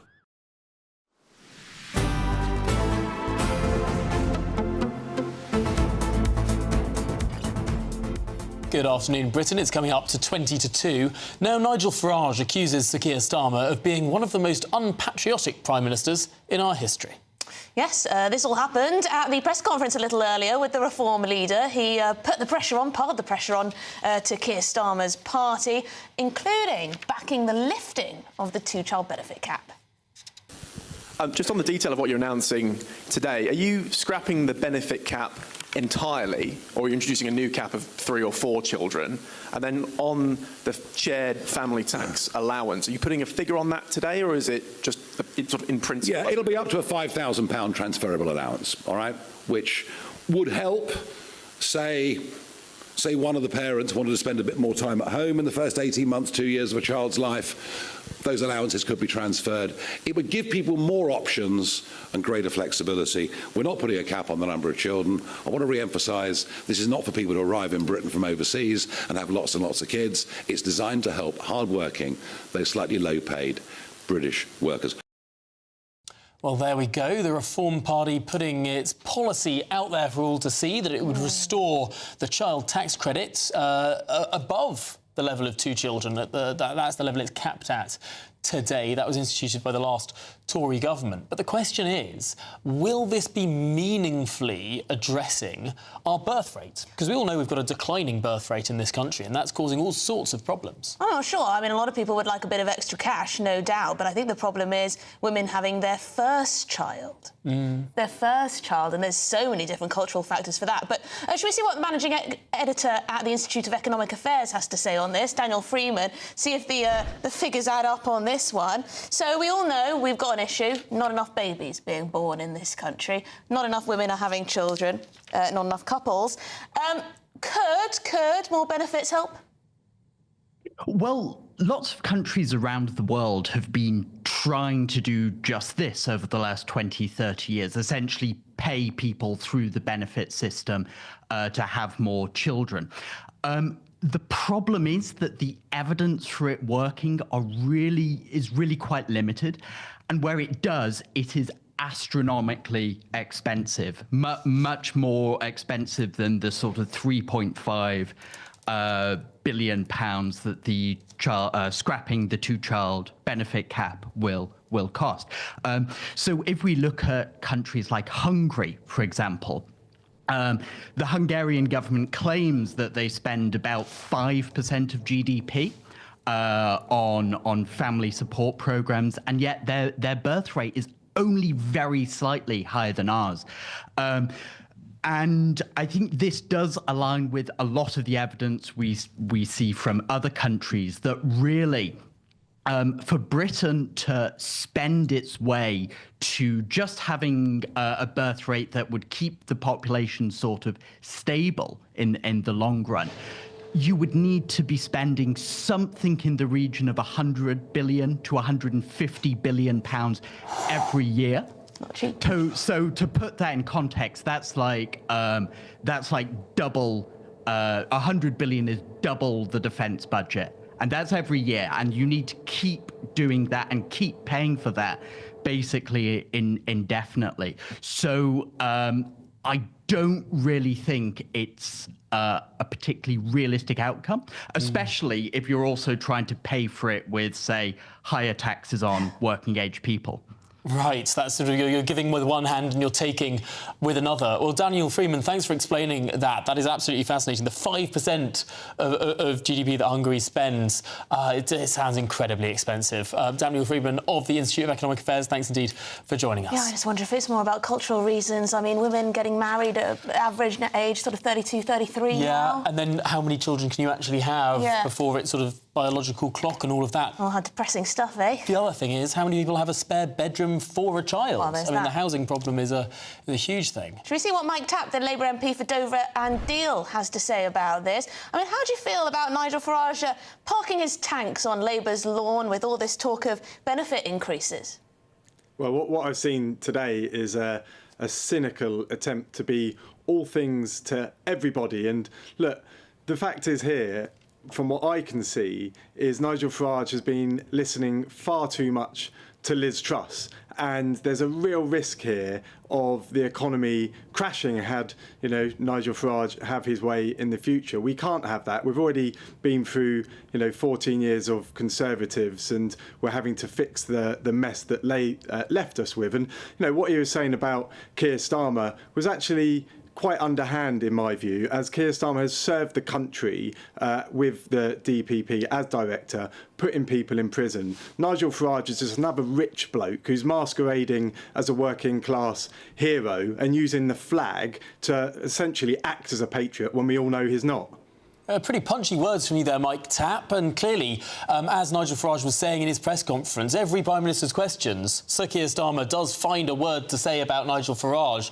I mean, it does seem like the Labour Party is now thinking much less about the Conservative Party as its opposition and much more about the threat of the Reform Party. Well, within Parliament, of course, the opposition is the Conservatives, but we don't, ignore what happened at the last local elections. We don't ignore the polls. And for me, what happened today is helpful for the Labour Party because it really shines a light on that masquerading as a working class hero, wrapping himself in the flag while actually blindfolding the public with it. This is irresponsible fantasy economics from Nigel Farage. All right, well, Mike Tapp, I'm still none the wiser about where Labour are on all these potential U-turns. I mean, what is happening with the winter fuel allowance? What is happening with the two-child benefit cap from the Labour Party? Because it seems you get a minister on and they don't tell you. Well, you've got a backbencher on now, so I won't be able to give you a hell of a lot more. But what I can tell you is that Keir Starmer has made it clear that once we've got that economic headroom, there's likely to be changes to the winter fuel allowance, and that's likely to be adjustments within it. And when it comes to two-child caps and that policy, we've got a child poverty workforce working hard on this, and we'll see what they come up with come the autumn budget. So it could be, just finally, Mike Tapp, the things that you're saying Nigel Farage is doing are fantasy economics. It could be that this time next year, the Labour government has done both of them. Oh, well, no, there was a lot more in that speech from Farage that's going to cost the economy billions. And look, when we talk about hard-working people, it could cost people to have 2 children up to £60,000 for that NHS plan that Farage could implement. So there's a lot of danger there to the public. I think the Reform Party would deny they want to see people charged for using the NHS, but that might be a whole extra can of worms I'm sure we can talk about in much further detail. Mike Tapp, for now, live from Westminster, thanks indeed for joining us. Well, the Labour have their hands tied, don't they? Promising that there won't be any more tax raids. But if they want to U-turn on these policies, it's going to have to be. That's what all the experts are saying anyway. But if you want to run away, fly off somewhere hot and sunny, here is the travel forecast. There we go.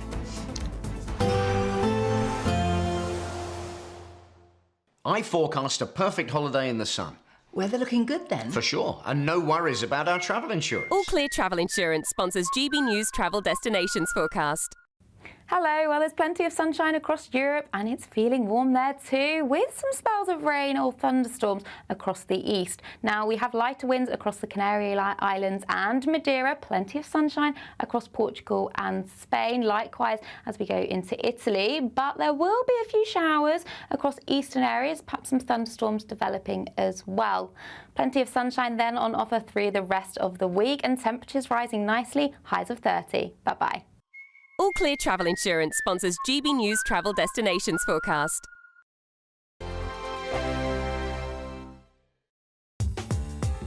I'm Christopher Hope. From pop stars to politicians, I'll interview anybody in a pub who's got a political opinion. Join me every Friday on Spotify, Apple Podcasts, YouTube or gbnews.com, or wherever you get your podcasts.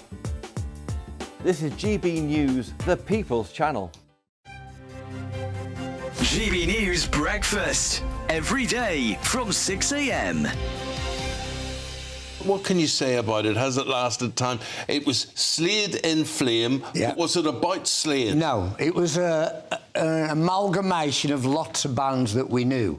The director and the writer, Richard Longcrane and Andrew Birkin, they sent us the script as a script originally, and we said, oh, bands don't behave like this in real life. So we decided to take them to America on tour for a month.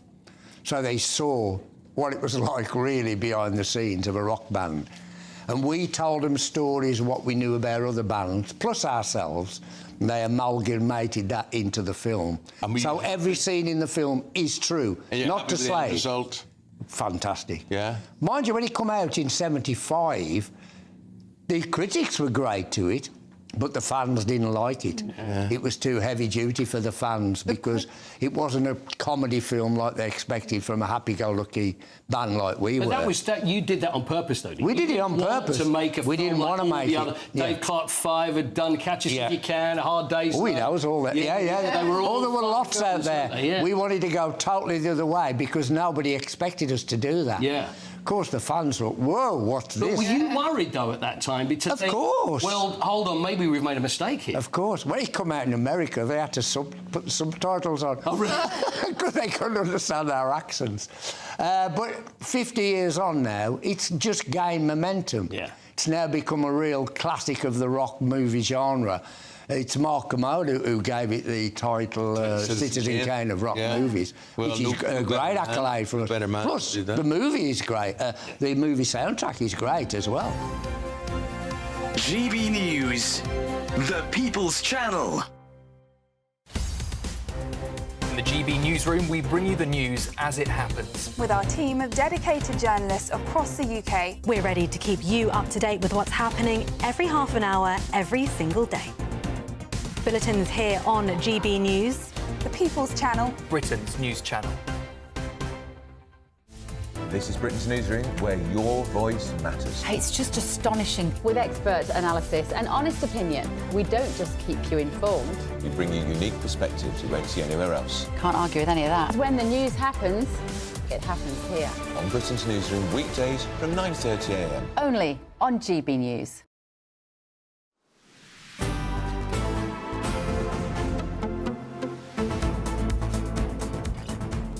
Well, good afternoon, Britain. It's just gone 10 to 2. Now, a furious father who says that fraud on 4 wheels left him £1,000 out of pocket. Yeah, the man is Bradford Bynes. He lost his bank card and it ended up in the hands of delegates at an insurance conference and they all racked up a huge bill of £1,000. This is very odd indeed. Absolutely. But what exactly happened here? Well, we're joined by sales director and victim of card fraud, Bradford Bynes. Bradford, thanks so much for being with us this afternoon. What exactly happened to your card? Well, I'd obviously gone to the Bieber event. I arrived on the Tuesday, I left on the Thursday, and then I must have gone and paid for the parking at the NCP, and I think I must have fumbled around, tried to get my phone out and must have dropped my card. Then around about an hour later, I went to go through the M6 toll, went to pay to get through, lost my card. I'm thinking, what's going on? So I pulled over at the next services. Then I sort of went through my jacket, all my bits. I'm like, oh, panicking, I've lost my card, I've not done this before. So I phoned the bank, cancelled the card, they never said anything, I didn't think anything of it. Then the very next day, I started getting text messages saying, you've gone overdrawn. And I thought, well, that's really odd because, you know, I've got more than enough money in my account to cover this. This is what on my work account. And then they said, well, actually, you're £333 overdrawn. And you can imagine the sweat started pouring down my face, like, what's gone here? And they went, well, you've paid for, like, all these parking charges. And I was like, what? So when we went through it, there was, like, 29 people after me had paid for their car parks. Now, these parking charges can range from anything from, like, £9, £15, but some of the more punchier ones, like myself, I've been there 2 days, I paid £80 and 40p. Some of these other charges were around between kind of £75 and £85. So cheap. So it's and the thing was is literally because it's a contactless, they were able to just go up to it and just go tap tap, and they were just to pay for them. What kind of person just sees a card on the floor and decides to pay for their own parking? A bit of it. With someone else's... I mean, I can imagine one person doing this, but as you said, was it 28 people separately? 29. 29, Tom, not 28. Absolutely astonishing. Have you got the money back? Been contacted. I have got the money back. Thank goodness. Thank goodness. Bradford Bynes, we're going to have to leave it there. We've run to the end of the hour, but thank you for sharing your story. Absolutely wild. 29 people just picking up your card, using it for their own parking. Do stay with us. Plenty more to come. The very latest on the Reform Conference after this.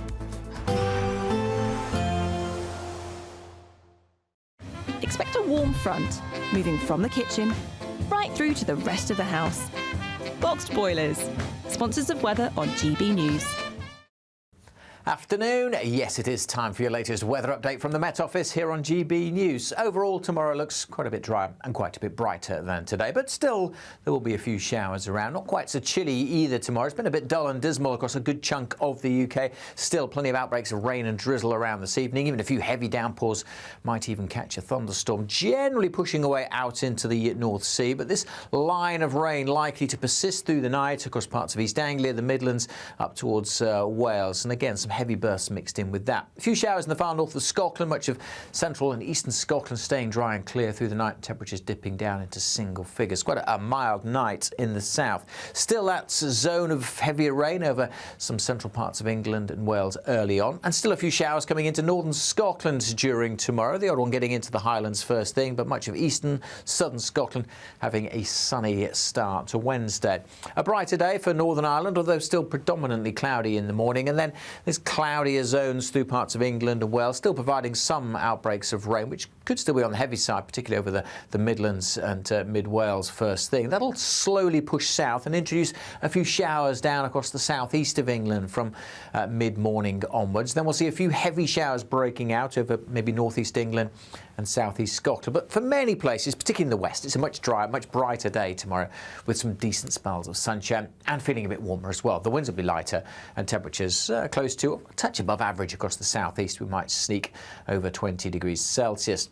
Getting warmer still on Thursday, but as you can see, for many it's going to be a soggy start. A lot of cloud, outbreaks of rain and drizzle. That should become more confined to Scotland and Northern Ireland, always staying quite grey and murky in many western areas, but parts of the Midlands and eastern England will probably brighten up and turning a little bit warmer as well, although not feeling much warmer with the rain and the wind across Scotland and Northern Ireland. A positive outlook through the night will power through to a bright day ahead. Boxed Home Battery Storage, sponsors of weather on GB News. You could be driving away with this brand new Elnag Baron 560 motorhome. It comfortably sleeps 4, comes with skyroof, integrated kitchen and bathroom, and is worth over £67,000. And that's not all, as we'll also give you a further £5,000 in tax-free cash to make sure that wherever this motorhome takes you, it takes you there in style. For another chance to win the lot, text WIN to 63225. One entry costs £2.50 plus one standard network rate message, or text BONUS to 63225. 5 entries cost £5 plus one standard network rate message. Go to gbnews.com/win. Entries start at £2.50. Call 0903 686 3232. Calls cost £2.50 plus your network access charge. Or post your name and number to GB13 PO Box 8690 Derby DE1 9TT. UK only. Entrance must be 18 or over. Lines close at 4 p.m. on the 6th of June. Please check the closing time if listening or watching on demand. Good luck. From the school run to the home run, watch a new show for all of Britain. So he can say whatever he wants. A straight talking show where all voices are heard. And, you know, when are we going to stop talking about smashing the gangs and actually do it? With the stories that matter from every part of our country. There's a bit of a crash landing there for your Chancellor. Bold, fearless and standing up for you. That's me, Martin Daubney, 3 p.m. till 6 p.m, weekdays, here only on GB News. The People's Channel, Britain's news channel. What is the state of our economy? What is the state of our National Health Service? What is the state of our schools? What on earth is going on? Understanding Britain means understanding the state we are in. This is State of the Nation with me, Matt Goodwin, Wednesdays, Thursdays and Fridays from 8 p.m. on GB News. We're proud to be GB News, the People's Channel. And as you know, we always love to hear your views. Now, there's a new way of getting in touch with us at gbnews.com/yoursay. By commenting, you can be part of a live conversation and join our GB News community. You can even talk to me, Bev Turner, or any of the members of the GB News family. Westminster's full of talk, but out here, it's the real world. Am I allowed to talk now? No, that's it. This is where it matters, real people and real lives.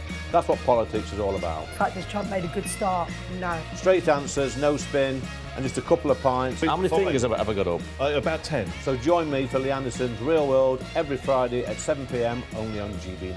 The People's Channel, Britain's news channel. Headliners on GB News 11 p.m. every night. It's got 3 top comedians going through the next day's newspapers so you don't have to read them, which is great. That's a good point. He's lying. Maybe he's not lying. That's Headliners every night from 11 p.m. and 5 a.m. as well on GB News, Britain's news channel.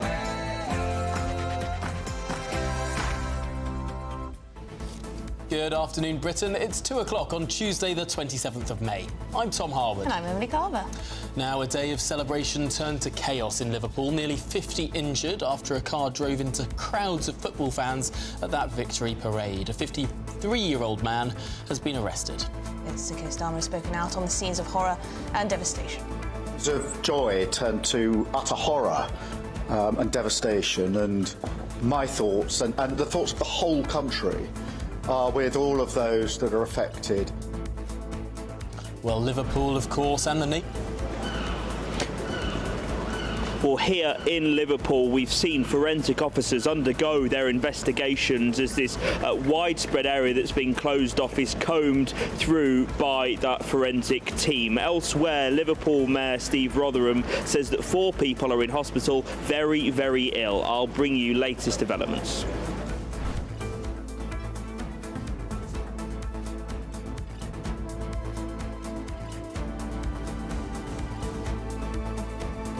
Now, they, of course, right now are absolutely terrified of reform. And if you think the Conservatives had a bad day on May the 1st, arguably, Labour did even worse. OK, well, also today, Nigel Farage is very much on the attack, isn't he? Calling Keir Starmer unpatriotic and out of touch. He's also vowing to scrap the 2-child benefit cap and reinstate winter fuel payments for all pensioners. Is this the start of a renewed Reform UK surge? And overseas, it's a big day for the royals as the King and Queen open Canada's Parliament later this afternoon. But just what will King Charles say in the shadow of Trump's threats to subsume the royal realm of Canada into America's 51st Republican state? We're live in Ottawa for all the latest. And this is one for you. We're going to meet Britain's oldest influencer, fantastic stuff, 103-year-old Joan Partridge. Well, she's gone viral on TikTok with her makeup tutorials. She's now signed a deal with a top beauty brand. Well, there you go. There's some good news for you.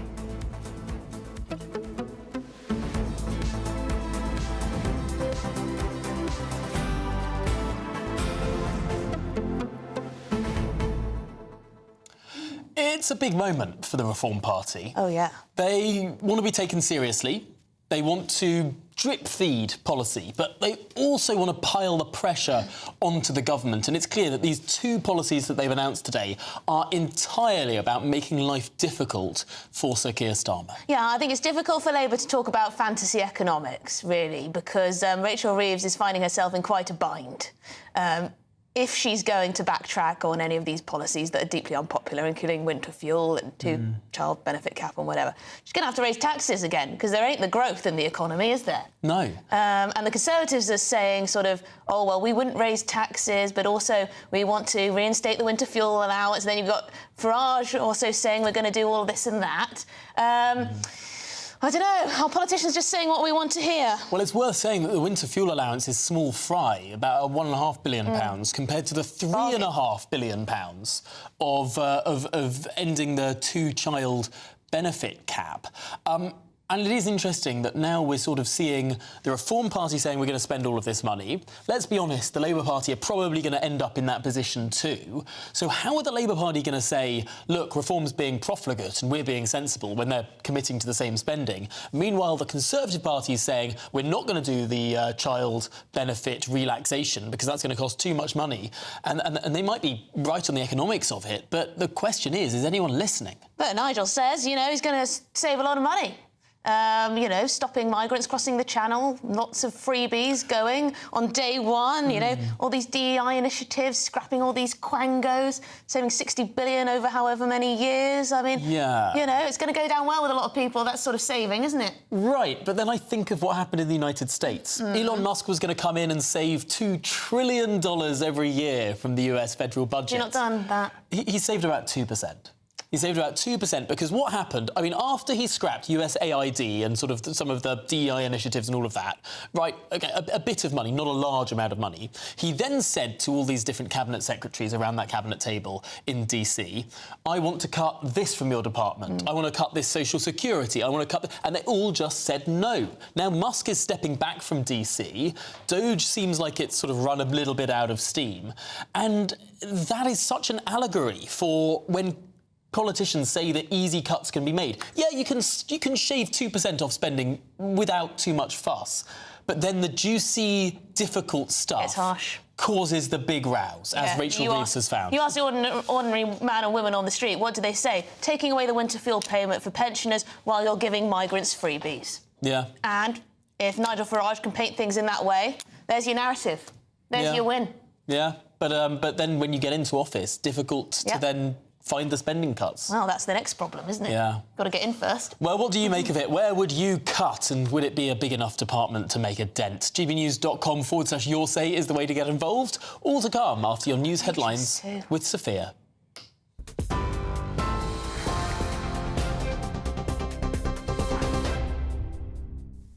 Tom, thank you. A very good afternoon. It's 2:05. These are your latest headlines. Top story, a celebration turned into chaos as 27 people have been taken to hospital after a car was driven into crowds at Liverpool's trophy parade, with 2 people, including a child, suffering from serious injuries. Emergency services acted swiftly, with firefighters rescuing 4 people trapped under the vehicle.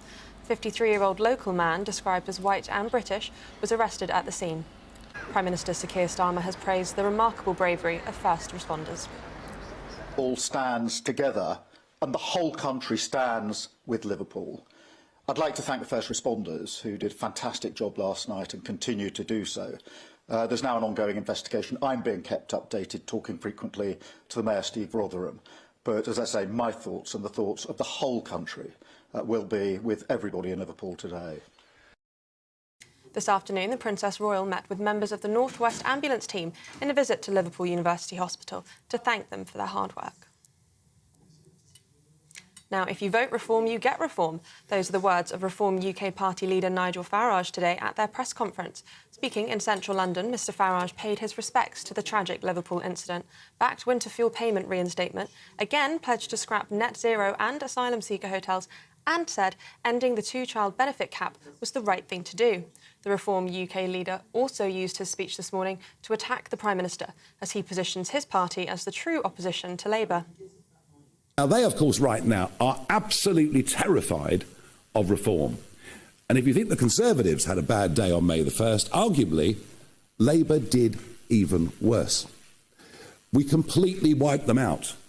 This government is off to the worst start of any government since Eden and the Suez Crisis in 1956. They are collapsing in terms of support. Their response to us is just to turn on the Labour lie machine. Now, British sanctions imposed on Russia have hampered Putin's effort to maintain his fleet of nuclear-powered icebreakers in the Arctic. A floating repair dock destined for the Russian service along the Northern Sea route has been stranded in the Mediterranean after the tugboat meant to tow it was hit with sanctions earlier this month. During visits to Norway and Iceland, the Foreign Secretary will look at the measures being taken to counter Russia's action in the region. The UK is also exploring the use of artificial intelligence to detect hostile state activity in the Arctic as part of a joint scheme with Iceland. And in a major push to boost homegrown skills and curb immigration, the government has unveiled 120,000 new apprenticeships and training spots across England. Roles in construction, healthcare and engineering are the key focus, with up to 45,000 places funded by increasing the fee employers pay to hire foreign workers by a third. Ministers say the move aims to strengthen the UK workforce ahead of the next general election. And finally, King Charles will make history in Canada today, becoming the first monarch in nearly 50 years to open Parliament with the speech from the throne. Visiting the Canadian Prime Minister Mark Carney's request, the King's address comes amid rising tensions with the US as US President Trump renews talk of annexing Canada. Carney has called the visit a historic honour and a clear show of sovereignty. The King and Queen Camilla were both warmly welcomed in Ottawa, experiencing everything from street hockey to Indigenous ceremonies. Those are the latest GB News headlines for now. More from me in half an hour, but now it's back to Emily and Tom.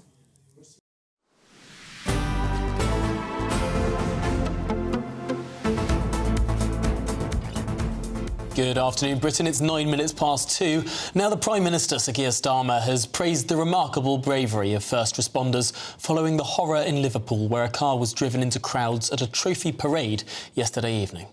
All stands together and the whole country stands with Liverpool.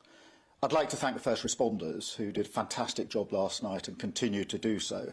There's now an ongoing investigation. I'm being kept updated, talking frequently to the Mayor, Steve Rotherham. But as I say, my thoughts and the thoughts of the whole country will be with everybody in Liverpool today. Yes, we now know that about 50 people were injured, 2 people including a child suffering serious injuries, and a 53-year-old British man has been arrested. Well, in the last hour, the Liverpool captain Virgil van Dijk has taken to social media to say that he was praying for a speedy recovery for all those injured in the crash following the club's title parade. Yes, so the Dutch defender posted on Instagram, "My thoughts and prayers are with everyone affected, praying for a speedy recovery for everyone who suffered injuries. We are all with you." Well, let's cross now to Liverpool, where our reporter Jack Carson is on the scene for us. Jack, what can you tell us?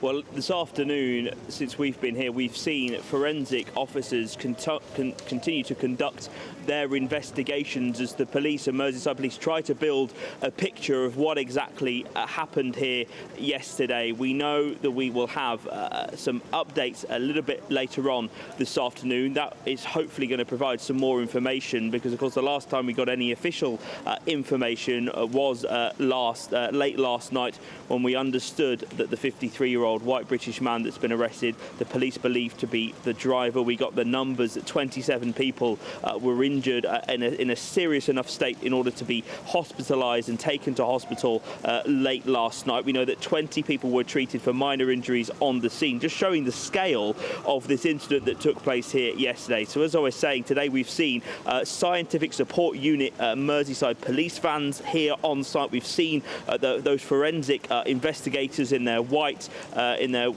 suits go around and comb the scene, looking over the railings at the Liverpool Town Hall, further down Water Street as well, just looking and conducting their inquiries to find any information that might help them build up a picture of exactly what has happened. But as those police investigations are underway to establish the facts here in Liverpool from that incident last night, the community has very much been coming together. Yesterday at those Liverpool Football Club trophy parade, we saw the scenes of the red smoke flares, the red flares, the fireworks. This city very much was red, but in a matter of moments this city came together as they witnessed this horrific incident.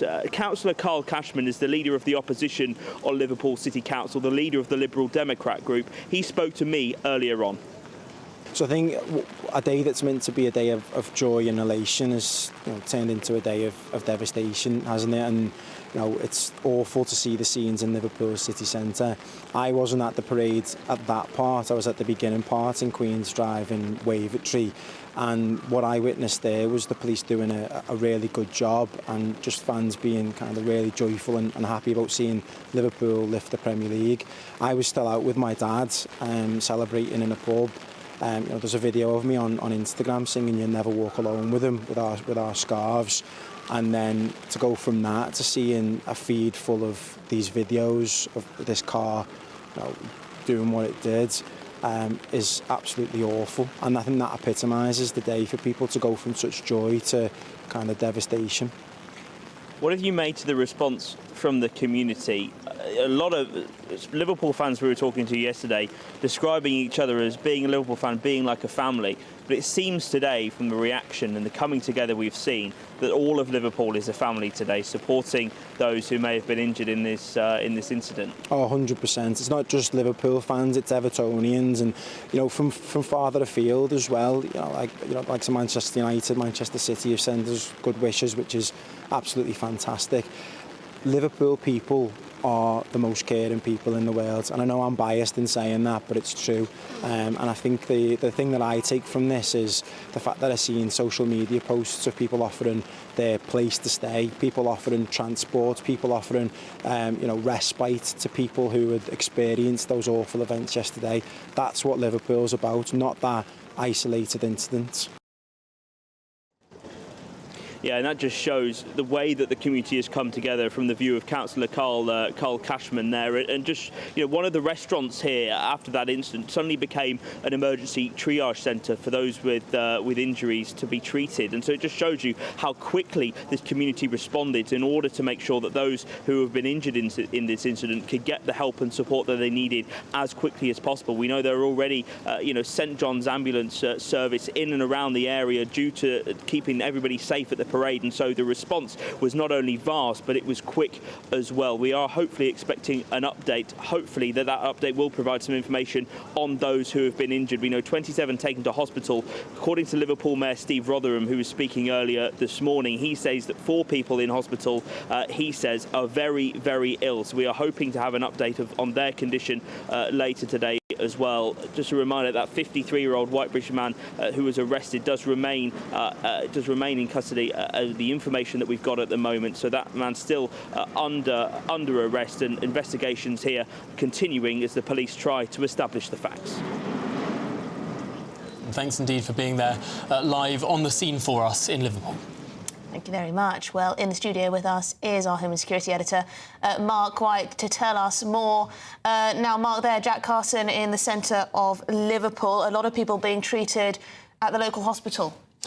Yes, and I think, Jack, just underlying how there are many people in the community, they're desperate to get word of how these injured people are doing in hospital, because it's not just the 27 that were taken to hospital, the 20 that were treated that didn't require hospital treatment. We heard also from the ambulance service last night that a number of other people presented at the hospital themselves. So in other words, made their own way to the hospital. So we don't know if they're still being treated, what their condition might be. We can share with you some pictures, though, just into GB News that show Princess Anne, the Princess Royal, visiting nursing staff in Liverpool, thanking them for their efforts in rallying and responding and dealing with those individuals who were caught up and injured in this tragedy. You can see her there with members of North West Ambulance Service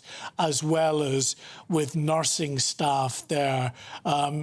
She is an incredibly hard-working royal, and good to see Princess Anne out there in Liverpool today, just showing her appreciation for the efforts that the emergency services went to help those stricken in this incident. And we know, and it's one of the fortunate things about this, because it was a mass gathering of people at an event, there were already very significant police, ambulance and other resources in place.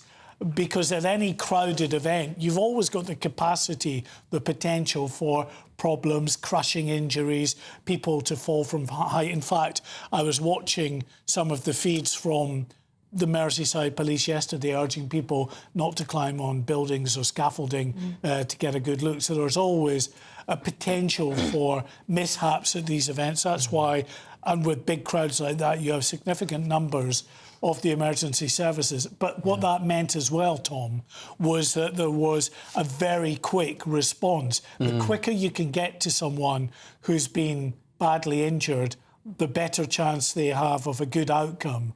The quicker they can get that treatment. And no doubt that will have helped people enormously, perhaps even saved some lives, because remarkably no deaths, and given the horrendous events of yesterday. Especially given that news that at one point 4 people, including a young child, were trapped underneath this vehicle after it came to a halt and had to be freed by Merseyside Fire and Rescue. That must have been incredibly traumatic for those involved. Well, Mark White, thank you very much indeed for your time and bringing us the latest, as always, throughout the day. We are going to head over to Canada, I hear, to speak to Cameron Walker, our royal correspondent who's there covering King Charles and Queen Camilla, who are there for a very important visit. Cameron, bring us up to date. Good afternoon, Emily. Well, the crowds have gathered in strong numbers here, many of which have been queuing since around 6 o'clock this morning, waiting to catch a glimpse to the King and Queen, getting a bit of away from a few members of the crowd here. This is in the centre of Ottawa, and it's not long to go until the King and Queen arrive with the pomp and pageantry that we're very used to, actually, in Great Britain, in a very old carriage here in Canada, awaiting the opening of the 45th session of the Canadian Parliament. Of course, the King, only the second monarch to do so. He'll be delivering a speech from the throne, written, of course, by Mark Carney's government. Very significant because it's Mark Carney, the Prime Minister, elected largely on a bit of an anti-Trump ticket. Of course, President Trump has voiced his desire for Canada to perhaps become the 51st state of the United States of America, effectively annexing the country. So Canadians here have told me that they really hope that King Charles's presence and King Charles's speech is going to stand up for Canadians. Now, as you can probably imagine, there is a huge security presence here. All of the roads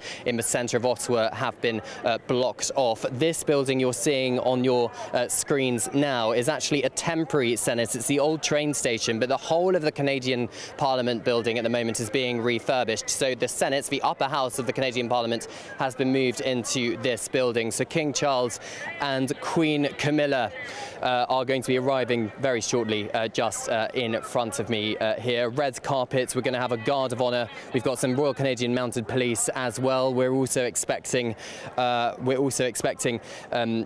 King and Queen to be meeting members of the public, meeting parliamentarians as well. And Tom and Emily, I do believe we have just had some breaking news from His Majesty the King regarding the incident in Liverpool that happened last night. He's released the following statement, so I'm just going to read it out to you ahead of the King's arrival. He says, "My wife and I were deeply shocked and saddened to hear of the terrible events that took place in Liverpool on Monday. It is truly devastating to see that what should have been a joyous celebration for so many could end in such distressing circumstances. At this heartbreaking time for the people of Liverpool, I know that the strength of community spirit for which your city is renowned will be a comfort and support to those in need. Our prayers and deepest sympathy are with all those who have been affected, and my special gratitude goes out to the first responders, emergency services personnel, and other individuals who rushed to the aid of the injured." And he has signed it off, Charles R. So there we are, King Charles responding to the devastating incident that happened in Liverpool yesterday, where the car ploughed into a number of Liverpool fans and pedestrians in the city centre. As you've been reporting, we've had Princess Anne, the King's sister, the Princess Royal, visits Liverpool University Hospital, thanking first responders following that incident. If we do have any more reaction from members of the royal family, we will of course keep you up to date here, as well as of course events in Ottawa as the King opens the 45th session of the Canadian Parliament. Well, Cameron, we will be back with you as we catch a glimpse of the King and the Queen opening the Canadian Parliament for the first time in around 50 years that a British monarch, or I should say that a Canadian monarch is to do that. When the King is in Canada, he is the King of Canada, not the King of the United Kingdom. Mark Carney's very happy indeed, isn't he? Oh, yeah. This is a great way to assert the country's independence, sovereignty. Although, you know, having a monarch that's based in Britain, is that, you know... Still the Canadian Still an King. issue. King of Canada. He answers to Mark Carney. He does not answer. I mean, Keir Starmer could tell the King to do anything and the King could say no. He is reading the words written by Mark Carney's government. He is not the King of the United Kingdom when he's in Canada. He is the King of Canada. No little editing, nothing. I can't say that. Nothing. Nothing the British government can do. The British government could wail and shout all it wanted to, but the King is completely independent. So, in theory, King Charles could stand up and say something extremely political? He could, if Mark Carney writes something against politically... Donald Trump? Yep. Well. It could be controversial. You're going to want to stick around, eh? This is Good Afternoon Britain on GB News. Lots more coming up on today's show. Yes, Nigel Farage. He has very much taken aim at Keir Starmer, calling him unpatriotic and out of touch. He says Reform UK is now the real opposition to the government. We'll bring you the latest from that quite fiery speech. Westminster's full of talk, but out here, it's the real world. Am I allowed to talk then? No, that's it. This is where it matters, real people and real lives. That's what politics is all about. The fact that Trump made a good start, no. Straight answers, no spin, and just a couple of pints. How many fingers have I got up? About 10. So join me for Lee Anderson's Real World every Friday at 7 p.m, only on GB News. The People's Channel, Britain's news channel.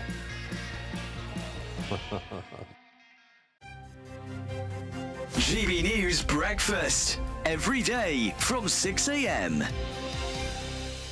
Well, we're talking about holidays now and how not to pay too much for them.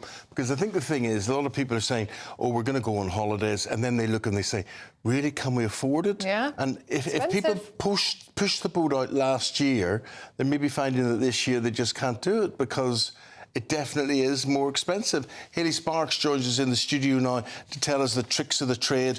And you feel, Hayley, that all is not lost. You think if you shop around, you apply a few tricks, you can do OK for yourself? Yeah, I definitely love to share some of my tips with the viewers because everybody deserves a holiday, but with the cost of living, we want to kind of see where we can save money. So one of my biggest tips would be to use a travel consultant. They work for you for free, so there's no cost to the consumer. But what I didn't realise till I joined the travel industry is about 60% of the world's holidays are trade-only, so you wouldn't find them online. So if you work with a professional, they can help do all the research for you. So some of the hotspots at the moment, Poland, for example, is one of the most affordable European destinations. Other really up-and-coming destinations, you've got places like Albania, Bulgaria, great alternatives to Greece. You've only got to have a look online at the stunning coastlines. And another top tip to consider is a cruise. Now, people often think, wow, cruises, you think luxury, you think, you know, sort of bucket list, but that is not the case. The cruise market is so extensive. So there's great budget entry-level cruise lines, which are fantastic for families. You know what you're paying for. There's no hidden charges. And different brands like MSC, for example, they'll do single-parent discounts. GB News, the People's Channel. Mornings don't have to be tiresome, especially if you have the right company. Wake up to news as it happens, opinion and debate, and of course, a little bit of entertainment too. Because when the kettle's on, we're on. That's Breakfast on GB News, a show worth waking up for. Every morning from 6 a.m. Only on the People's Channel, Britain's news channel. We'll spread the news, you spread the word.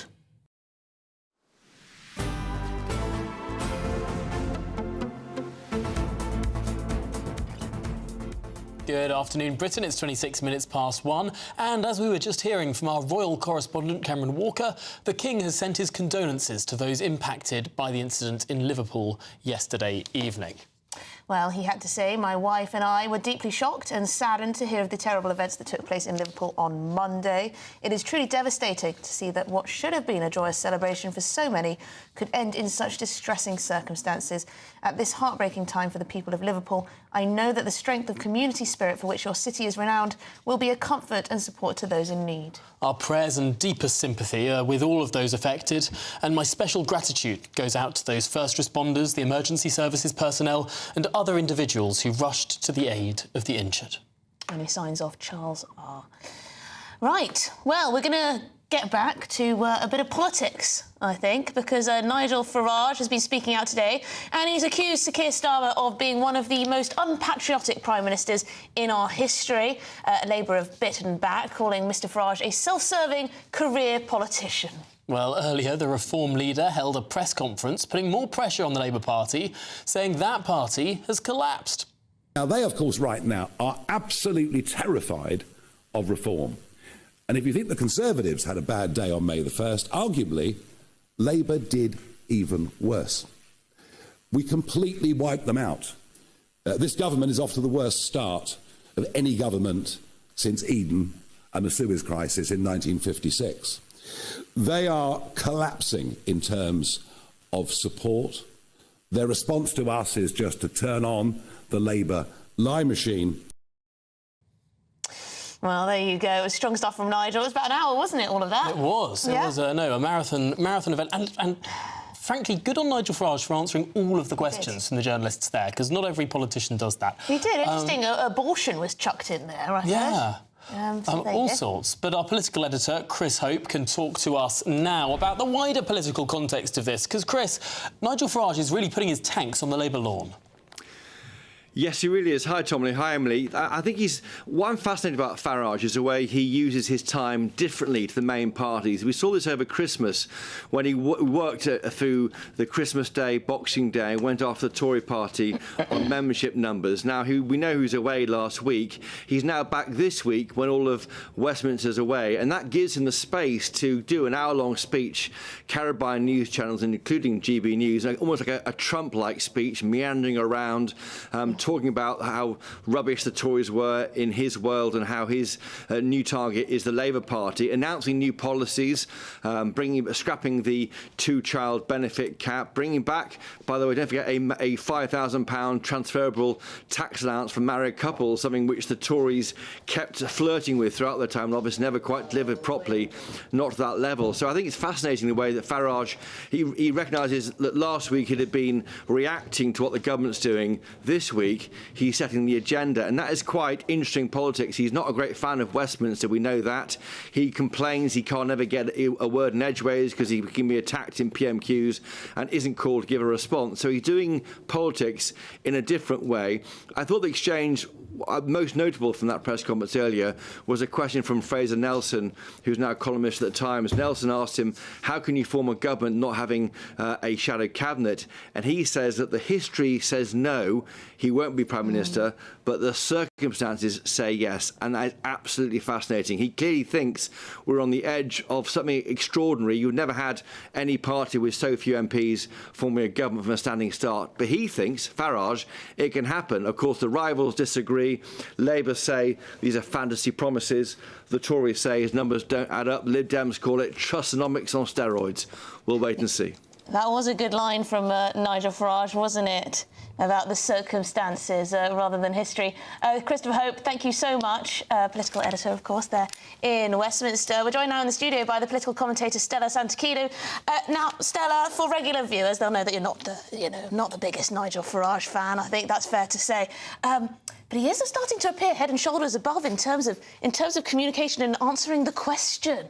People find it refreshing, Stella. Quite the opposite. A YouGov poll that was just released shows that Nigel Farage is the least favourite across for the public compared to any other of the leaders of the mainstream party. That's not quite true. So it's true that his unfavourables are very high. That is completely true. But his favourables are also higher than any other party leader. So people hate him or love him. So he's like Marmite. His on average, it sort of balances out because more people love him than love Keir Starmer, although more people hate him than hate Keir Starmer too? Well, the majority of the public would prefer any of the other leaders of the mainstream parties rather than Nigel Farage. You could say that about any leader, though, couldn't you? I mean, Labour won the last election with a landslide on, what, 32% of the vote? Oh, you're stretching me now. Is 32, it 33% of the vote? I think it was 32.6, but don't quote me on that. Oh, well, what I find very interesting is that back in 2015, when Nigel Farage was leader of UKIP, he was against the two-child benefit cap. And now he seems to have changed his tune. And I think the reason why he does that is because he realised that birth rates are falling and natalism is back in fashion. And he knew that Keir Starmer there were already sounds that Keir Starmer was going to scrap that. So it fitted his narrative to show that, look, we are asking for something and then the government does the hard work of actually costing it. I think, Stella, I think he's trying to push the Labour government to say that they're going to pursue this policy. Because then they have to deal with the money. Right. They've already been briefings. Bridget Phillipson and Liz Kendall, the Minister for Education, the Minister for Welfare, have already been trying to find a way to do this. Keir Starmer has supported this. They've been trying to find So if this happens then under this government, all of the questions that we've been asking of the Reform Party today over how are you going to find the money for this, suddenly those questions become a moot point. Exactly. And Nigel Farage can have another sort of free hit. I suppose that's the game plan. He doesn't really need costings at this point. It's not the only thing that he's asking for, though. He's saying that he's going to do a whole host of things, which the IFS Institute has said that it's going to cost something anywhere between 50 and 80 billion pounds.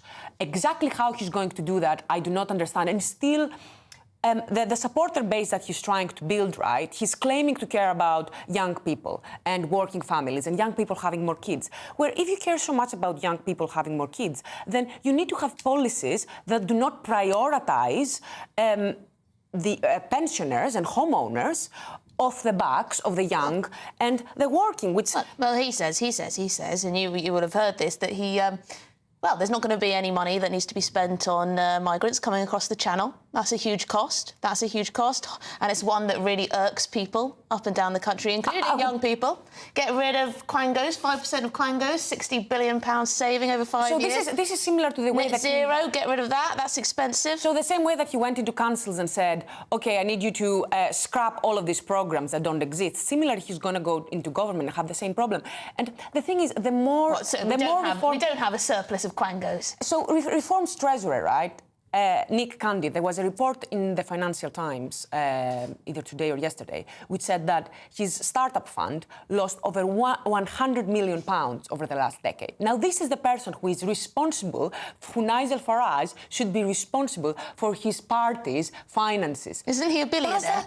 Does that do better than most? I mean, he's a property tycoon. So again, if whose interest is that kind of party going to be serving? And they're whining and dining all of the Conservative Party or the former donors of the Conservative Party. So my question is... Keir Starmer said he preferred Davos to Westminster. How is he going to be representing the interests of working people, of young people, people who want to have families? I think that the public is starting to catch up with that, and this is why you're seeing... Although I suppose Nigel Farage has had a few families of his own, as some politicians tend to. Stella Santaguido, thanks indeed for joining us. Much more to delve over there, of course, throughout the rest of the day, indeed the I'm week. interested to know, do you buy at home what Nigel Farage is selling here? Do you think we can have it all? It does. Wow. It does appear like he's telling us lots of things that would be nice in theory. Nice in theory. Will they happen? Yeah. That's the big question. But much more to come up on GB News and indeed Good Afternoon Britain. We're going to be speaking to one of our colleagues who was there at the Liverpool parade as the horrific events unfolded. That to come after the news with Sophia.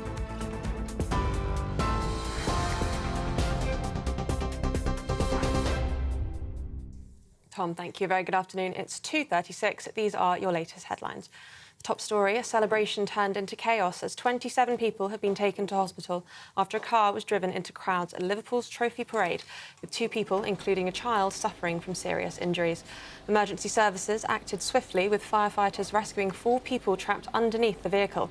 A 53-year-old local man, described as white and British, was arrested at the scene.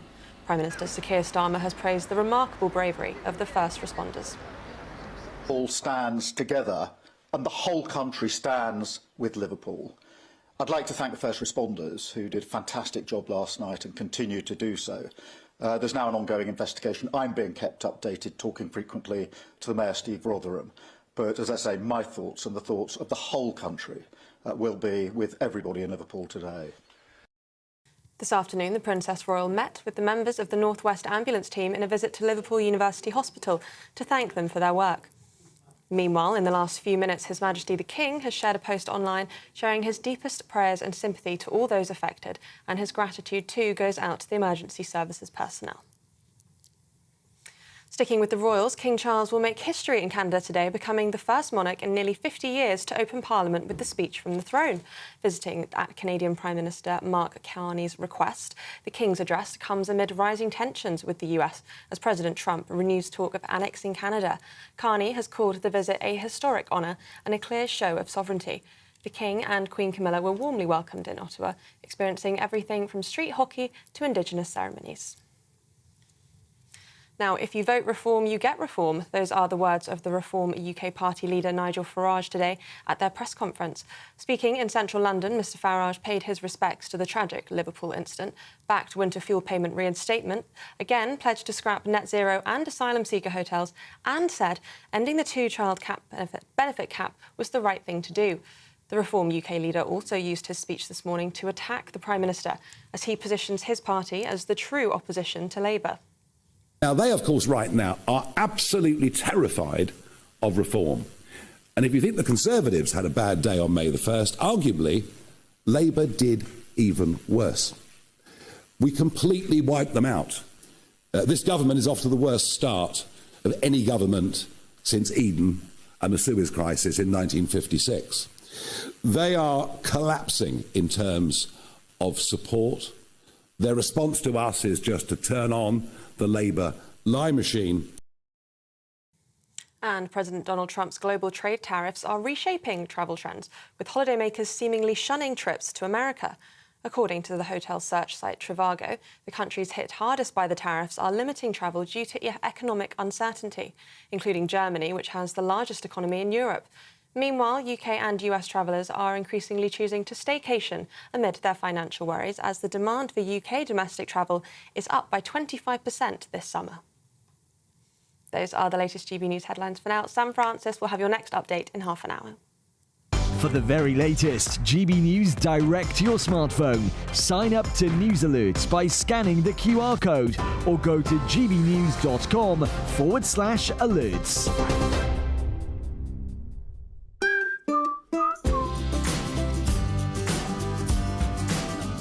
My Claim Group sponsors the GB News Finance Report. Here's a quick snapshot of today's markets. The pound will buy you $1.356 and €1.193. The price of gold is £2,430.40 per ounce, and the FTSE 100's at 8,781 points. My Claim Group sponsors the GB News Finance Report. Yes, it's time for your latest weather update from the Met Office here on GB News. Bit of a dull, damp day for most places today. Turning a bit brighter, though, a few spots later on. And actually across Scotland, there's some sunshine, just a few showers. Those showers generated by this area of low pressure. But further south, this tangle of weather fronts, that's what's providing the thick cloud and the rain and drizzle that's now spreading its way eastwards. So after a dry start, rain and drizzle moving in here for the afternoon. In most places, fairly dull, damp and quite breezy as well, particularly so in the southwest. That breeze is bringing in a lot of mist and low cloud around the coast, and also keeping the temperatures in the mid to high teens. But for many places, only 13 or 14. That'll feel quite cool with the rain. Some sunny spells, though, across Scotland. Quite a few showers continuing to drift in across the Highlands. Some getting to eastern Scotland, but I suspect many on the east coast of Scotland having a dry evening. But plenty of showers packing into the northwest. Not too many showers across southern Scotland, so here too a chance of a dry evening. Things are going to turn drier across Northern Ireland as well, but staying predominantly cloudy. Rain and drizzle on and off across much of England and Wales. Could be some heavier bursts of rain along the south coast as the breeze continues here through this evening. And then we're looking at this zone across parts of the Midlands, Lincolnshire, towards the Wash, where the rain will continue on and off overnight. But elsewhere, it should turn at least a little bit drier. Still some showers coming into northern Scotland, and across North Wales it may well stay fairly soggy. Certainly staying fairly mild across the south. Temperatures in towns and cities holding up in the teens. Further north, a little cooler, but again, some sunshine across the central belt of Scotland, eastern Scotland on Wednesday morning. This zone of cloudier weather over the Midlands and East Anglia will slip southwards, bringing a few showers towards the London area for a time through the day. A few showers across northern England, southern Scotland, but many places, certainly in the west, much brighter tomorrow. And we should see some sunshine with temperatures getting into the mid to high teens.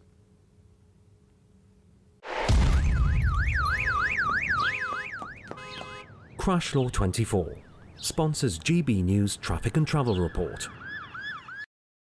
Good afternoon. This is the latest AI travel news from gbnews.com. Motorists face significant delays today. The A19 southbound between the A689 and A-Tunnel 227 in Stockton-on-Tees has a road incident causing 40-minute delays. The Walsall District M6 southbound suffers congestion between junctions 11 and 10, leading to 10-minute delays. In Surrey, the M3 eastbound between junctions 4 and 3 has a collision with one lane closed.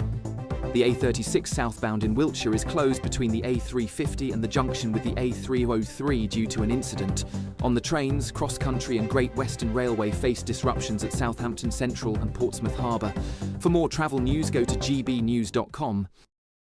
Crash Law 24 sponsors GB News Traffic and Travel Report.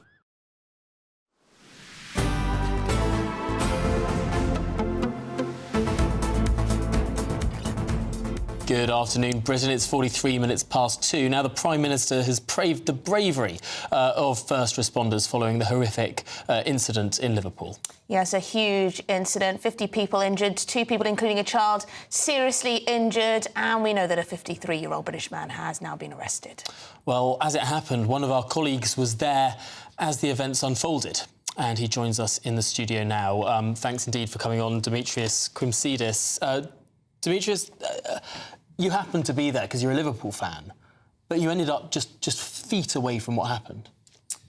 Yeah, so I went there on the Sunday to celebrate the bank holiday weekend and go to the parade and watch the game on Sunday. I'm a big Liverpool fan, and I was there. It was a day of celebration.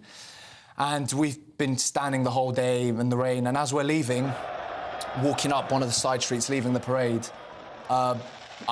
me and my mates, we were on the pavement, and 5 feet away from us, we see this whole thing unfold. And when I say literally 5 feet away from us, if we were walking on the road, we were at the same level of the car. So we were just one of the lucky ones because we were on the pavement and not on the road. So that's how close. Take us through what happened, what you saw. So as we're walking, as you can understand, there's a lot of people, reportedly about 1 million people were actually in Liverpool to watch the parade. So we're walking up the street, and what we see is a car sort of amongst a crowd as people are walking on the road. For some reason, the car's there, and you see him start to reverse into people, and people are reacting, going, "What's going on? Like, why is this happening?" And as he's reversing in and people are reacting, a split second later, he changes direction, just moves forward at really fast speed, and that's when he just crashes into people, and you start seeing bodies flying and sort of being run over, and goes a few more meters down the road. And you see people start chasing, some people are chasing after him to stop the car, some people are running to the emergency responders, going, "You need to get there now," like, because there was paramedics behind, like a few feet behind where this happened, and police, because there was so much emergency services there. So they were running to them, like, "This has just happened, like, get there," and then you just see all the police running and the emergency services, and you're just trying to process what's going on and screaming and just, yeah. It sounds absolutely horrendous. I mean, the way you describe it sounds like you don't think that this was potentially an attack. This could have been a horrendous mistake with some almost deadly errors of judgment made along the way. Did you catch a glimpse of the man behind the wheel?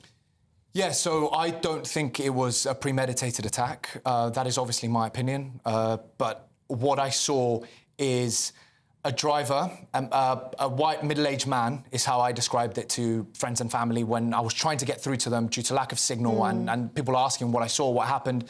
I saw a white middle-aged man who was in a car where he shouldn't have been. I don't know how he got there. I don't know why he was there.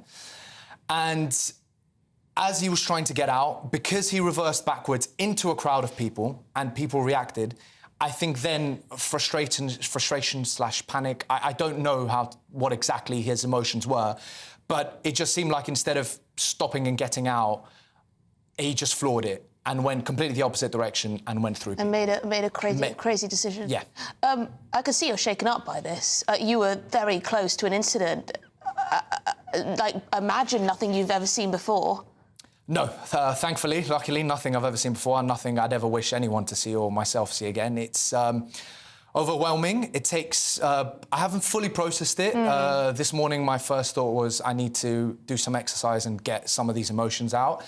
And I think the whole process, and for a lot of people, they didn't really process it last night because Liverpool was so overcrowded and the train station, for a lot of people to get out of the city, was put on lockdown, basically, at around... People were getting there around 6:30, and there were so many people, and there was rumours amongst people of they've closed the station for this reason, that reason, oh, it's related to the car, or it's a reported bomb threat, or panic. It's overcrowded. You get panic, and you're there for about 3.5 hours in thousands, maybe tens of thousands of people trying to get on. Police are funneling you through a very, very, very tight corridor. You're latching on to gates. I was on the corner, latching on to a gate, and I'm thinking to myself, this is not right. People are obviously shaken up with what's happened. You haven't fully processed it, and you're like, OK, I need to get out of the city. I need to leave. Did you think people had died? I don't know what I thought at that time. I just thought, when you're seeing bodies and you're thinking to yourself, OK, you're thinking... Right now I'm thinking, I hope I haven't witnessed someone die. I'm praying that no one's actually died because I will have seen that firsthand, and it's not something that you expect to see in your lifetime. So at the time, I wasn't thinking, oh, someone could have died or how injured they are. I was just thinking, oh, my God, I've just seen this. You're not fully aware of the situation. And the fact that there's so many people, there's no signal. You can't contact your family, you can't contact your friends. Trying to get through, WhatsApp was down, and I was like, I realised the only thing I could actually communicate with was via iMessage. So I literally just texted one person. I was like, OK, can you please tell my family and loved ones I'm OK? That's the only thing right now. I'm OK. I'm healthy. I'm going to try and get out the city. That's it. God, I think everyone will have seen a lot of the aftermath of it, will have looked at the videos, and you don't even consider the potential danger of people running from an incident like that, the potential crushes that could have taken place, especially in the train station that is not designed to hold that many people, all trying to get to one place at one time, perhaps not all thinking straight, no one being able to contact anyone else. I mean, real panic. I mean, thank goodness that there were no further disasters after that initial. I feel like the crowd at the train station were unbelievably mature themselves. Really? We had no communication from the police, absolutely nothing. We couldn't hear anything. They weren't saying what's going on. They were funneling people through a tiny little corridor that no one actually knew about. So you're queuing up on one side, and then they're trying to push you all the way around, and you're like, well, I've been queuing for 2 hours, and now you're sending me completely the other side of the train station. But everyone sort of tried to be mature and responsible about it because they knew how many hundreds of thousands of people were there, and there were kids, and you'd see people there was people crying, like women and children crying in the queue and trying to get through, and it was just... Thankfully, people were responsible and no one tried to push or create a charge or anything like that. That could have gone a lot worse. Yeah. It was chaos. Well, thank you very much indeed for sharing your experience. Thank you. And I hope you... take it all in and deal with it, OK. Dimitris Koumitsidis, thank you very much indeed for your time there. Wow. Right, yeah, we're going to be back in just a minute or two. For now, let's have a look at the travel weather. I forecast a perfect holiday in the sun. Weather looking good then? For sure, and no worries about our travel insurance. All Clear Travel Insurance sponsors GB News Travel Destinations forecast. Hello, well, there's plenty of sunshine across Europe and it's feeling warm there too, with some spells of rain or thunderstorms across the east. Now, we have lighter winds across the Canary Islands and Madeira, plenty of sunshine across Portugal and Spain, likewise as we go into Italy, but there will be a few showers across eastern areas, perhaps some thunderstorms developing as well.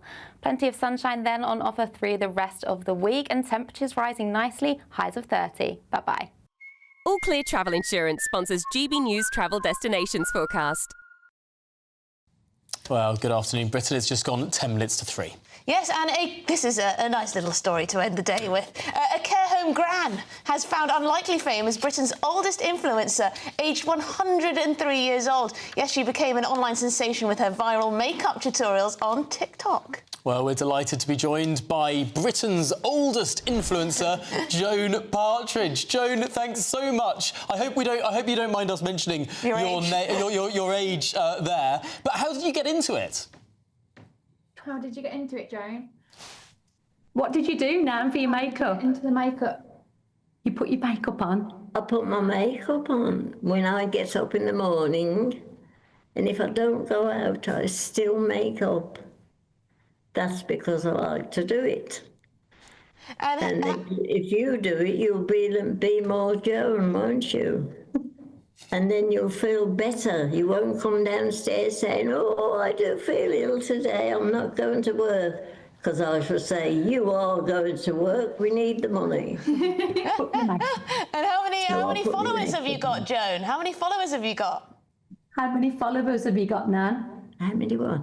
Millions. Millions? Say millions, Nan. Millions. Hi, granddaughter, and Sophie's here as well. Hello. So are you two the tech whizzes behind the success of this account then? No, mate, that's me, the funny old ladies. Oh, that's so brilliant. So how long have you been TikToking for? I need some inspiration. How long have you been TikToking for, Nan? It's been about a month now, hasn't it? I've been listening to the clock for a month.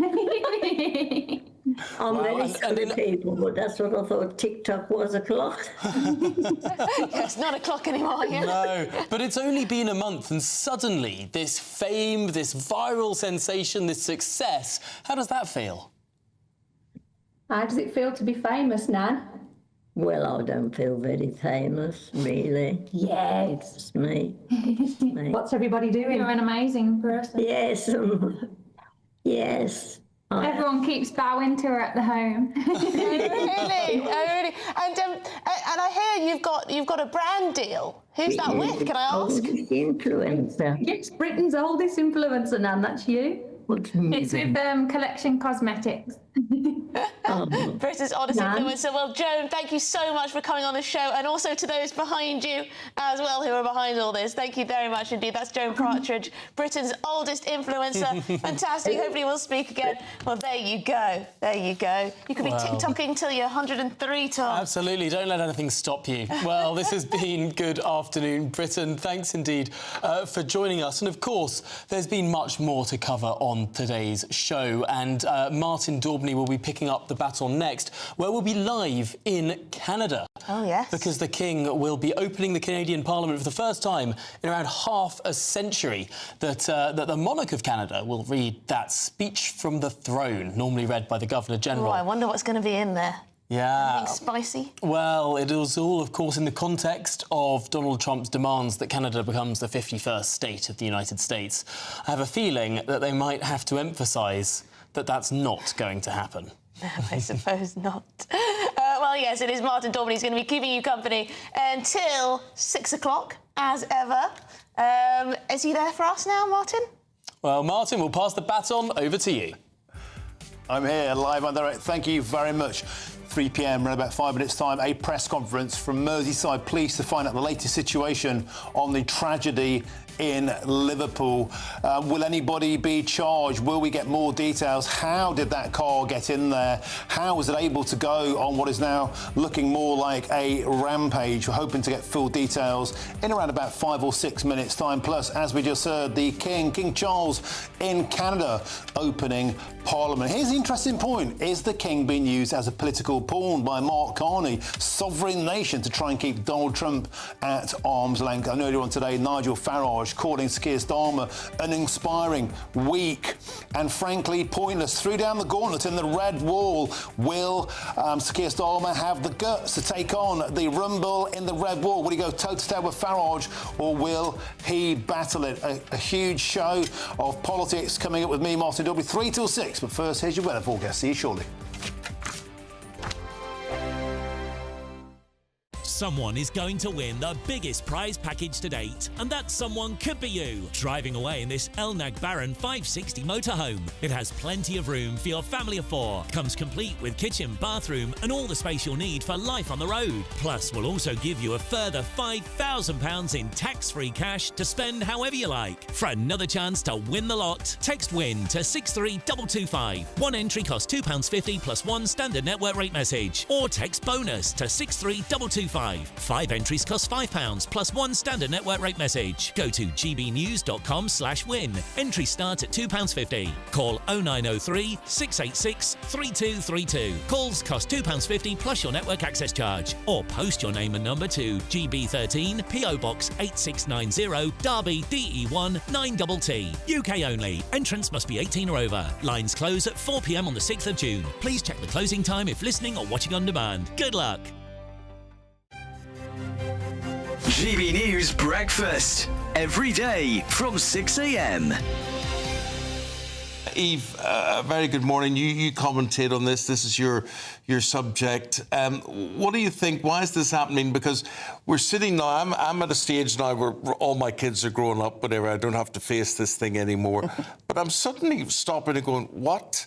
What am I paying this for? Why are we paying this? Why is this going to 750 schools and not all schools? So this is a pilot run by the Department for Education to look at how this programme can work. It was a manifesto commitment from the Labour Party at the last election, and they're very keen to roll this out nationally, but they're doing this pilot for a short period until July to see how they can do this effectively to ensure that it meets the most children. So really, that's a kind of sensible way of rolling out what is quite a big programme. It's important to do the pilots and study it and see who it helps and who it doesn't, and how expensive it could be if it's rolled out getting the money nationally. to pay for this? Well, exactly. What do they say about that, Eve? I mean, where are they going to get the money to pay for it?